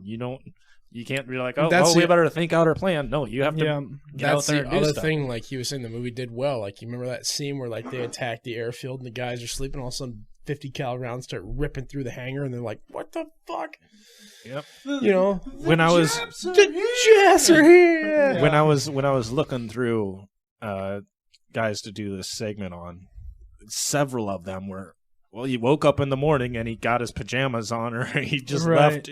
One of the guys, he went flying. He went out and jumped in a plane with his pajamas on because the shit needed done. Right. I'm not going to waste time putting on real clothes.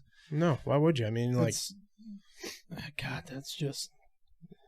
I can't imagine the just sheer level of chaos that went on that morning in that whole area. None of us could. I mean, nobody alive today, except for maybe there's a few people left that were there.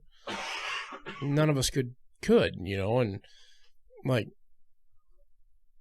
that'll never happen again. Not to that extent, but I'm pretty sure 9/11 was just for the people on there. For sure, yeah, totally. Not discounting that, but I mean, I know what you mean. Yeah.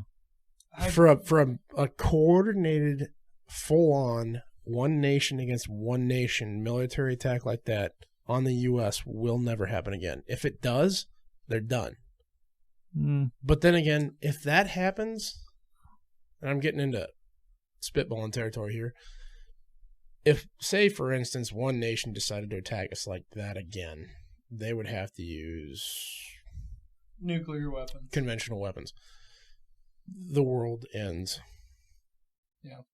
I mean that's a game. Yeah, I think at this point, if you're going to execute that type of a coordinated attack on the United States, I feel as if it would be a nuclear situation. I don't. So, but anyways, I just can't imagine the mass confusion, the level of just sheer craziness that went on that morning. All these people just going, and they knew exactly what they had to do. All these people just going, I have to do my job, and this is what it. A lot of them, it wasn't even I'm doing my job. It's I'm doing what needs done. Yeah. Right. And it's not like you're doing it because it's your job. You're doing it just because. Right. My biggest thing about that is people back in that time were, I won't say they were built differently. They had a different set of values than what we have today. Different mindset. Mindset for sure. Different set of values. They were tougher. It just mentally tougher a lot. Yeah, mentally. I think there was none of this weird, and I'm not getting into this, but there was no, left people politics is what I call it, to be nice. But there was like, hey, Eddie says he's a girl. I don't care, but at that point, if Eddie had been in like a barracks, Eddie might have freaked the hell out and hid under a mattress instead of taking out 6 Japs. Who knows? Right. Well, people were just, they were mentally, it was totally different is what I'm trying to say back then. Their mindset, everything was different. Yes and no. There's definitely back there, still, but there's still the same tough bastards like that today. And I was listening to something the other day. I'm not trying to discount the current military people. No, I wasn't saying that I didn't mean that to say anything about the military. No, not people. at all. But I was listening to actually. We're not going to get into this at all. And the only we always say that right before we get into. I'm just going to say one thing. I'm just going to say one thing in passing. It was part of the impeachment hearings. Chelsea Manning. It was part of the impeachment hearings. One of the witnesses, he says, we feel like we're so divided today, but we've always been divided. Even back in years and years ago, the left and the right, they still hated each other back then. We've always been divided, and we're divided right now, but it'll get better, and we'll pull through hopefully. So. And he said he was saying that in passing, Johnson. Sorry, he should have known better. I am. I was saying in passing, but I'm super, I'm going to say in passing. I'm super excited. Toad, did you manage to pull anything up for your segment? Yes, I did. I also managed to keep hitting that particular wire that cuts off the driving me nuts. I'm probably going to flip this thing over next time. Sure. So okay, well, I'll tell you, are you as excited as I am? So excited for this. To unveil excited. This hey, disclaimer before we play this. This was at about 2:30 in the morning between me, Sam, and Johnson. We were all hammered drunk. I was not here for this. Oh, boy, this was ugly. And it's based off of Reading Rainbow. If you remember that I thought we were doing Star Wars, you assholes. Yeah, well, we couldn't make it work, so we went with Reading Rainbow. So I get fucking LeVar Burton instead of Luke Skywalker? God damn it. Are you ready for this? No, you got us 3. Are you ready for this? Yep. Take a look, it's in a book. I'm traveling with Toad.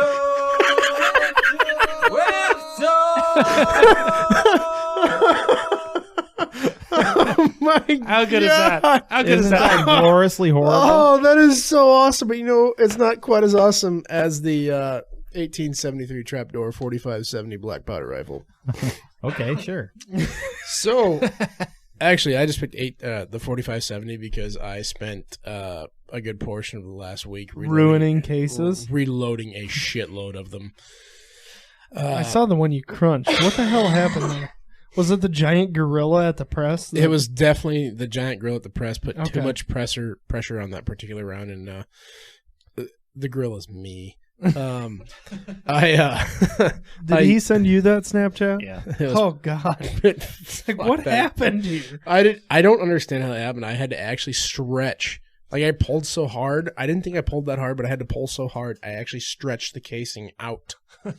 I don't know how that happens.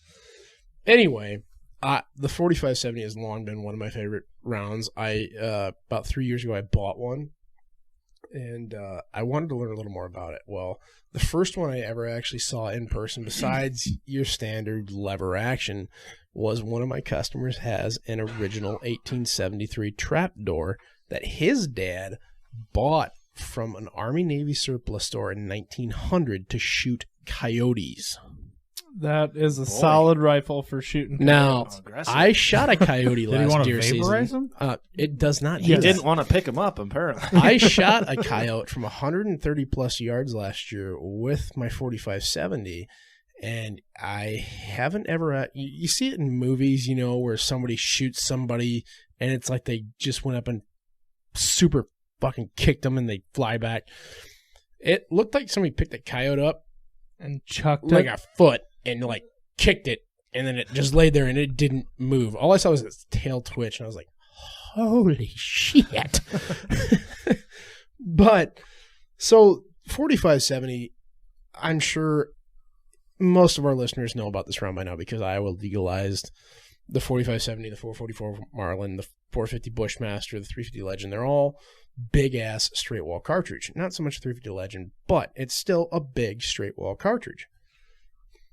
How it started out was U.S. Army adopted it, and I didn't do a whole lot of preparation for this. And by that, I mean I didn't do any. I'm looking at it on Wikipedia. Well, the 45-70, it started out as a 50-70 government. Yes. So there would have was been a a 50-70 neck down Sharps 50, you know, which They- if you ever seen the movie Quigley Down Quigley Under, Down Under, or Quigley or Quigley Down Under, I think he used a 45-120, didn't he? but Or a one- 45-90? Yeah, I think there was two movies, and I think the first one he What did, do you but the think, second one was a Box? 50. I'm pretty sure it was a 2045. So, well, and the basis behind this is there was Sharps 1376, I think. there is was what it Sharps rifles. There was very common Sharps rifles that were chambered in this 45 government cartridge, and there was different variations of the 45-70. There was 45-90, 45-120. There was a lot of different 45 caliber, just different length cartridges that these Sharps rifles were chambered in, and that was the most. I would say those Sharps rifles were the most common Yeah, of that era. for hunting. Like if you were a trapper and you were out after buffalo or elk or something big, that was the Right. round. That was the rifle you had. Now, have you ever actually held a Sharps 50? They weigh a shitload. Yes, they are. I would say they weigh more than a shitload. I would say they weigh a metric fuck ton. Which is less than a shitload. Actually, it's It's 2,474.3 It's more than a pounds. shitload, but less than a. Wait, how'd that go? I can't remember what that name was. Never mind. Give up. Anyway, Good one. it was like, That was a good what's joke. what's an ass load?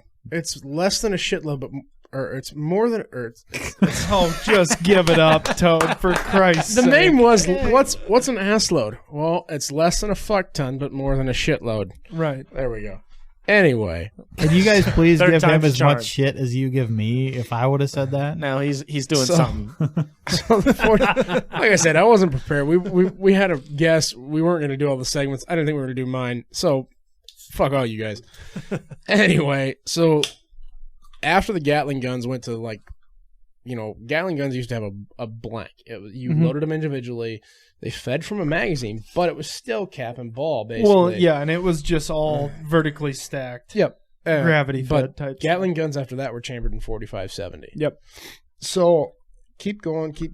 And then in 1893, the Army decided they didn't want to use the 45-70 black powder anymore. They switched it over to the Norwegian 30 Army.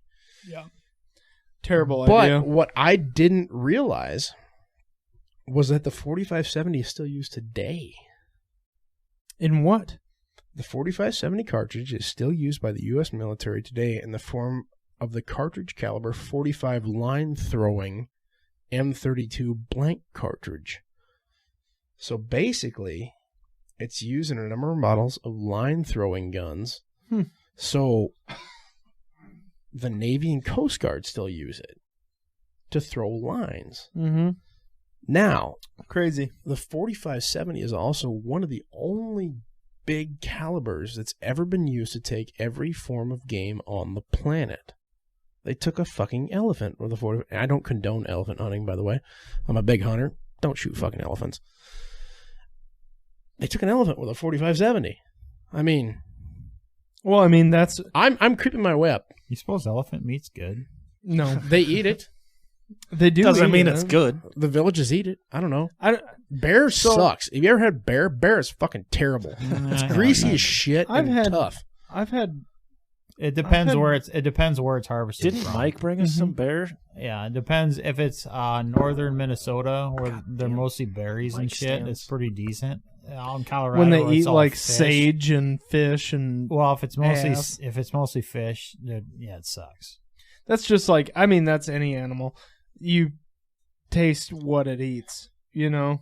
Like mule deer, you can taste the sage. You are what you eat. Right. Well, and that's caribou. That's caribou. I got a comment, but I'm not going to say it. Oh, boy, I want to. I'll yeah. Boy. I'm not that drunk yet. You're a sick fuck. I think we can all just use our imagination. I think that's a very common thing. Like, that's why people don't eat carp. They eat the shit off the bottom of the pond or the bottom of the lake, right? Yeah, but I've heard that if you smoke it right, carp is freaking good. So the saying behind smoking carp is you take a really nice cedar board, you soak it in water, you put the carp on it, you cover it in lemons and rosemary, you put it in the smoker, you smoke it for a couple hours, make sure it's fall apart, all that stuff, and then you scrape it off and eat the cedar board that you smoked it on. That's the saying behind eating carp. That's not what I've heard. I've heard it's pretty damn good. I've never ate carp. When I was living in Ames, we would go down to Des Moines to Saylorville Lake, and there's like a spillway from the lake above Saylorville, and it would spill way into Saylorville, and you'd catch a shitload of carp down there. There was a lot of largemouth bass that we liked to catch down there, but there was also a lot of carp, and the like Laotians, there was a lot of Laotians that fished there, and they would catch a shit out of carp, and every time we caught a carp, they would, hey, can we have that? Can we have that? So, I mean, it can't be that bad to eat. There's people that eat it. Mm-hmm. Yeah. But at the same time, I think Jesus, dude, take it easy. You're gonna knock the fucking table over you. We got a whiskey podium going on here, man. A fucking bull in a china shop. Sasquatch. That's what I am. Jesus Christ. My office manager calls me Sasquatch. That's very common, I think, for a lot of animals. Like you eat antelope that gets harvested in central and western South Dakota. It tastes like sage. You eat mule deer that's harvested in eastern Colorado. It's going to taste like sage because that's what they eat. That's what their whole body is just ingrained with. It's funny you said animals because I literally had that last weekend, and it was fucking amazing. Kebabbed it with peppers, onions, mushrooms, all that. And yeah, but like western South Dakota antelope is awesome. Sage bait. Oh yeah. It tastes like sage. Yeah, like around here you get a whitetail. It tastes like corn-fed beef. Corn-fed beef. That's why everybody wants to. That's why our out-of-state corn-fed women. Oh yeah. Our out-of-state hunting lessons is so ridiculously expensive. Right. It's like between $500 and $600 to actually come from out of state to shoot a deer in Iowa. Well, it's the same way with like Kansas. Same way. Yep. Iowa, Kansas, Illinois, anywhere here in the grain belt where there's a lot of corn. Our states are we produce the biggest bucks, basically, is what it is. And that's why guys pay a bunch of money to come to, like you said, Iowa, Illinois, Kansas, even Missouri, and lower Michigan. I mean, yeah. But so we got one more Johnson, segment. do you have Yes, I do. Yes, I do. Toad, are you excited? This segment isn't the soundbite isn't quite so exciting, but What? We enjoy Do it. you guys need to do something gay like reading Rainbow for his? No. Hold on. Are you ready? Yours was the very last one, man. You texted me and asked if I wanted something. I was like, yeah, do Star Wars. And Johnson's like, so you want that? Yeah, I'm like, yeah, that'd be awesome. Because Yeah, that's that what we were didn't work working out. on. That's what we were working on We were at that trying to time. do Well, that. what happened At the was moment. it got to be about 2:00 in the morning. You all realized you were. No, we I'm went from. fucked up. I don't remember the Star Wars bit, but I remember we were talking about the Magic School Bus at some point. No, well, It went from Magic School even Bus though to Reading Rainbow. even though I'm LeVar Burton is a hero to many kids in this country, and I'm proud to have that. Yes, he as is. You should be. He's a douche. Still not. What? Go fuck yourself, you commie prick. Hold on. Okay, you ready for the what a douche? Toad, you ready? Yes. What a douche. Pretty decent. That's all right. We're pretty proud of these folks. Just so you know, we worked hard on. They this. are extremely proud of You have no idea how many hours it took us Oh my to. God. No, they do. accomplish Me and do. Johnson We went talked into about it it. earlier when you were getting whiskey cups. that. Okay, Cups, they're glasses. Yeah, whatever. Jeez. Do your whiskey segment. cups. What are we playing? Beer pong? I didn't Come on, call Fox. them whiskey cups. I just said cups. I'm just So, what a douche for this week is semi-local to us, I would say, in the greater Omaha area. Oh, another close one. Nice. Last one is in Waterloo. This one's actually closer if it's in Omaha. So it's gonna have to turn into Midwest Man. right? Midwest douchebags. This one, Cops, Midwest Iowa. this one I learned about through personal interaction. So there was a bank who noticed that a mortgage hadn't been paid for a woman for 4 months. But the checking account of this woman had been active. There had been activity on the checking account, but there was no mortgage paid in 4 months. So the bank said, "Hey, we need to figure something out with this. So let's, have the police go there and let's do a welfare check on this home." Pretty common. Yeah, so the police show up to do a welfare check. The older woman whose name was on the checking account and mortgage lived with her adult son, right? She had been dead for 4 months. She was still laying in her bed in her bedroom. Her son still lived in the house and was collecting her Social Security and her pension and using her checking account for 4 months. Hasn't there been like movies and shows and shit Yeah, made? definitely, about like- people doing that. This sounds like an episode of But- CSI. Yeah, so this dude lived in this house with his dead mother for 4 months, collected her Social Security and her pension. Did he just did he just close a door and Yes, throw some just wet closed her- towels around just it? closed her 'Cause bedroom door. That was- I imagine would it think. still smelled. Oh, I throughout can't. the entire house. Like if there's Doesn't matter a what he did. small dead animal in your Yeah. house, it stinks like shit. Can you imagine an entire human? after I forgot 4 months. I forgot chicken wings in my microwave one time, and it destroyed the entire place. I That can't sounds imagine. like you. Literally, Right. you were hammered. No, it was when I was in Kansas City. You weren't hammered and you forgot chicken wings. No. Well, I might have been hammered, So, partial. yeah, you know. hammered. But Who forgets chicken wings? A dead person I can understand. who leaves their dead mother Apparently, in their frickin' room for 4 months? Apparently, We should just well, be to happy he be didn't become a fair, serial this was killer. probably her fault. She raised a fucked up son. I mean, Jesus Right? criminy. Man-child of a fucking son living in her home. But how old was I- either of these people? Any idea? she was of an Dead. age where she was, going to die of old age. So she was like, Going to die of old age? It sounds like she did. did die of old age. Yeah. So she was, I think, in her mid-70s, early 80s. But the son was in his 40s. And this dude was obviously hard up for cash. well, he clearly did. Did he have a fucking job? was or he anything? handicapped or something?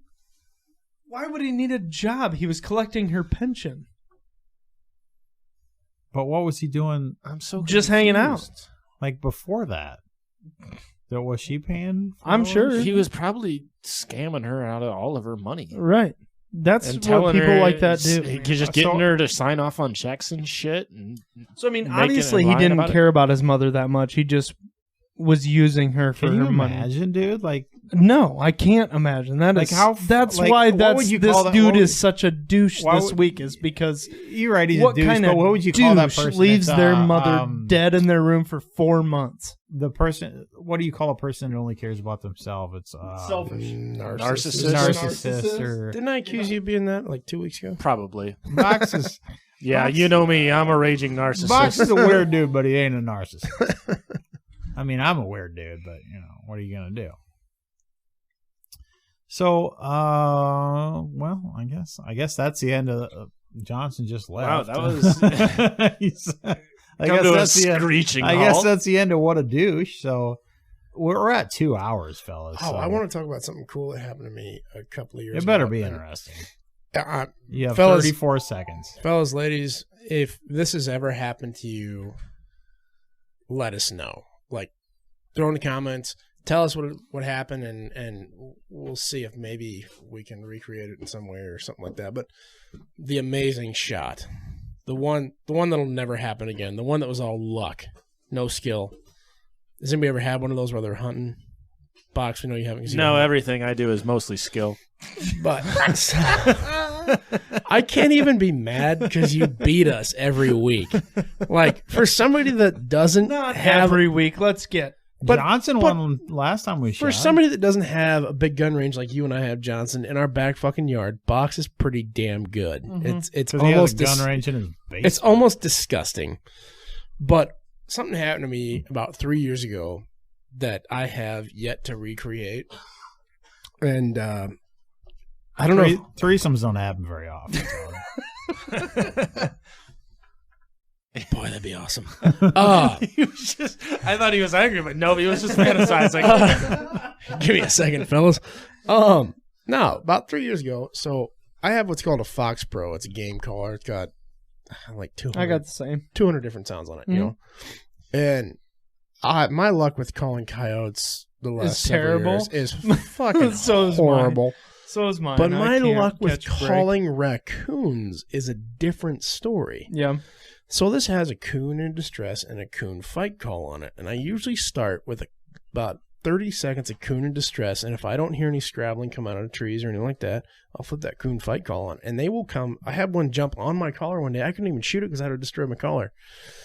And so one day my friend... Boy, they are dumb. They are dumber than shit. This piece of plastic's fighting with He itself. I was watching one come down the opposite bank, and I heard some off to the right, and I looked over, and here comes this big old boar coon, and he launched himself, and he jumped on top of that Fox Pro, and I was like, Robbie ended up shooting him.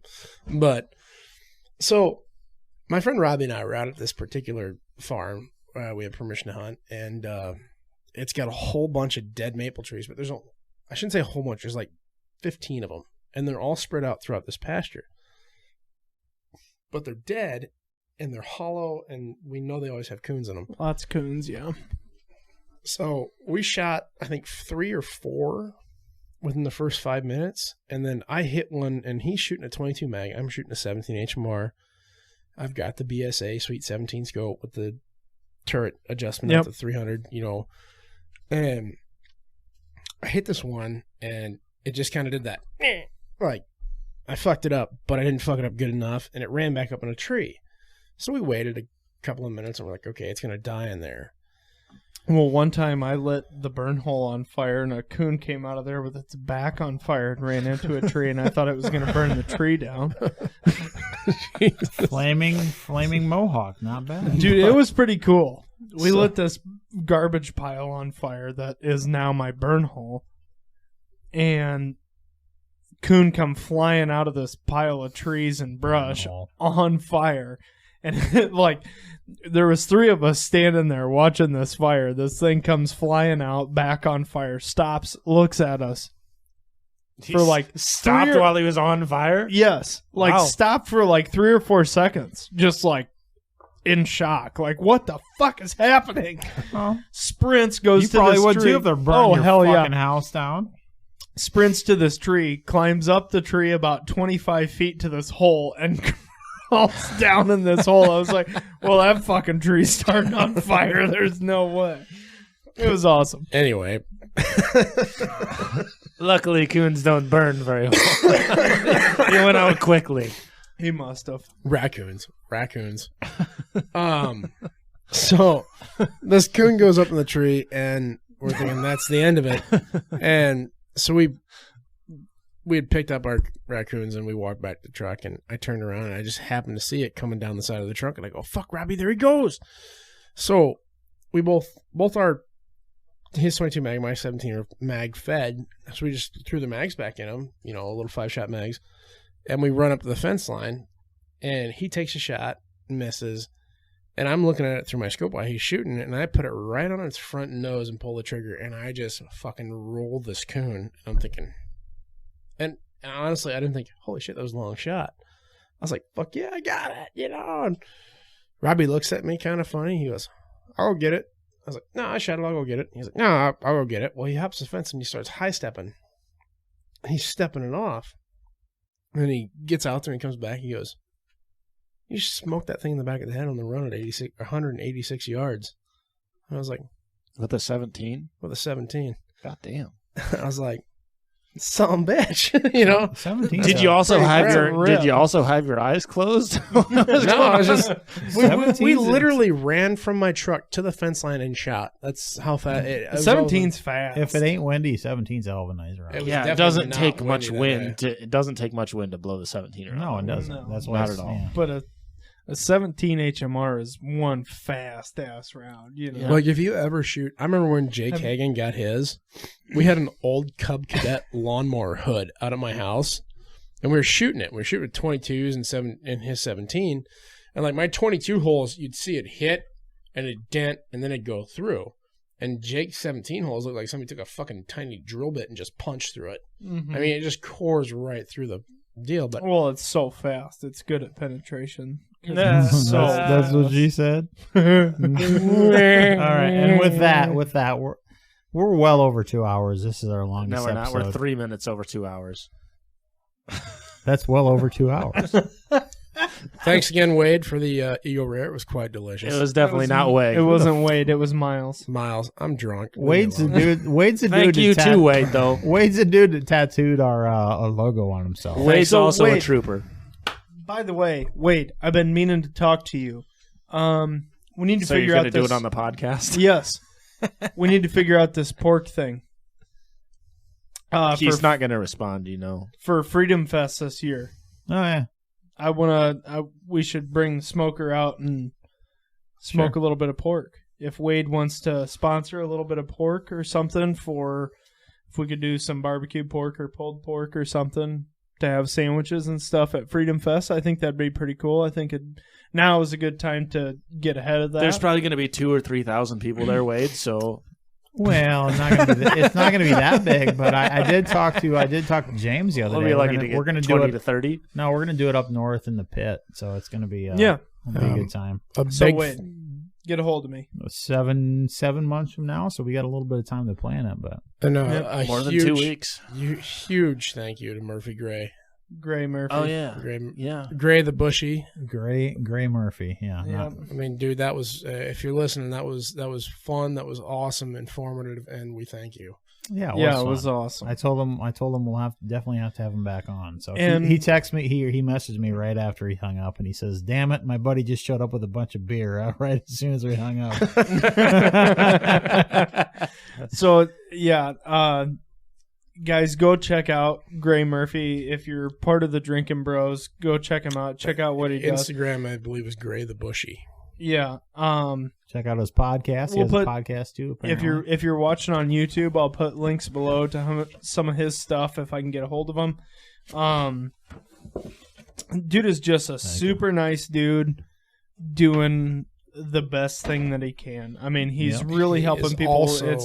It's all about getting people who are, borderline suicidal or people who are just having a hard time. Just people depressed, struggling, not happy depressed, with their environment. Yep. And just getting them out and what he calls taking a walkabout, right? So it's all about getting these people out, getting them to Australia or Europe, like he said, and just clearing their minds, reprogramming their minds, and just letting them think clearly and get them out of the city environment, out of a stressful environment that they're in, letting them think clearly and realize that they can do things. You know, I can't do this, I can't do that, and they get all stressed out and worked up about things. And, you know, his whole program is about, well, I did this, fuck, I can do that, you know, and understanding all the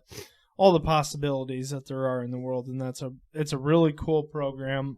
We're all 100% in support of what he does. It's a really cool program. If you're not a part of Drinking Bros, maybe go check it out. See, you know, check out his content. It's really cool. It's really inspirational. One of the best things about it is he's a genuinely nice dude, and he is hilarious.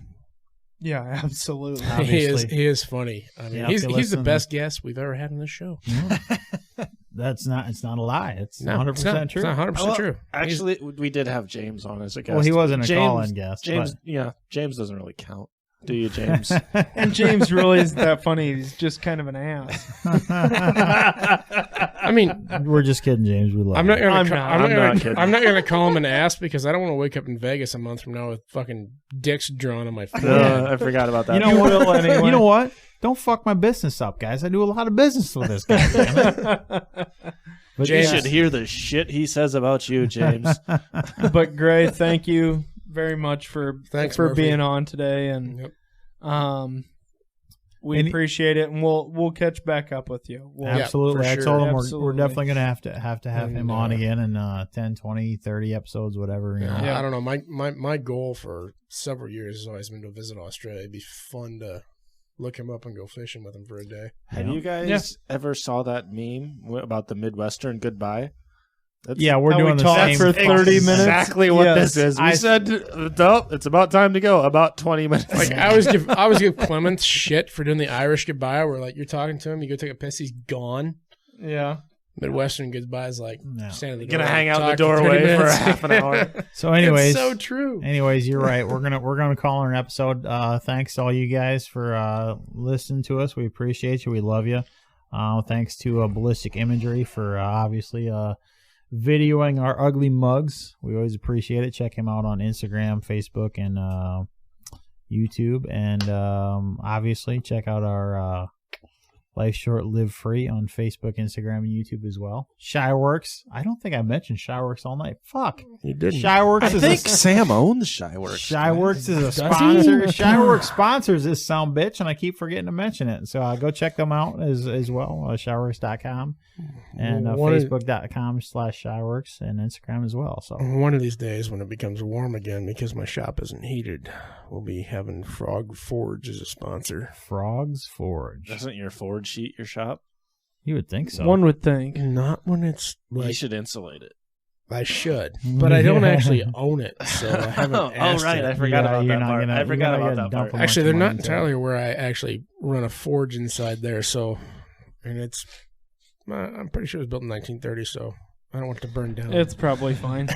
Nah, just go for it. You'll be good. Actually, being I'm in the fire department, I really probably don't think it's... Yeah, just call Sam up if you have any problems. problems. I'm in the fire Sam, I got a serious problem here. There's flames coming out my windows. Yeah, you're fine. I have fire extinguishers, you dipshit. I was in search and rescue for 7 years. I can put out a fire. I would hope so.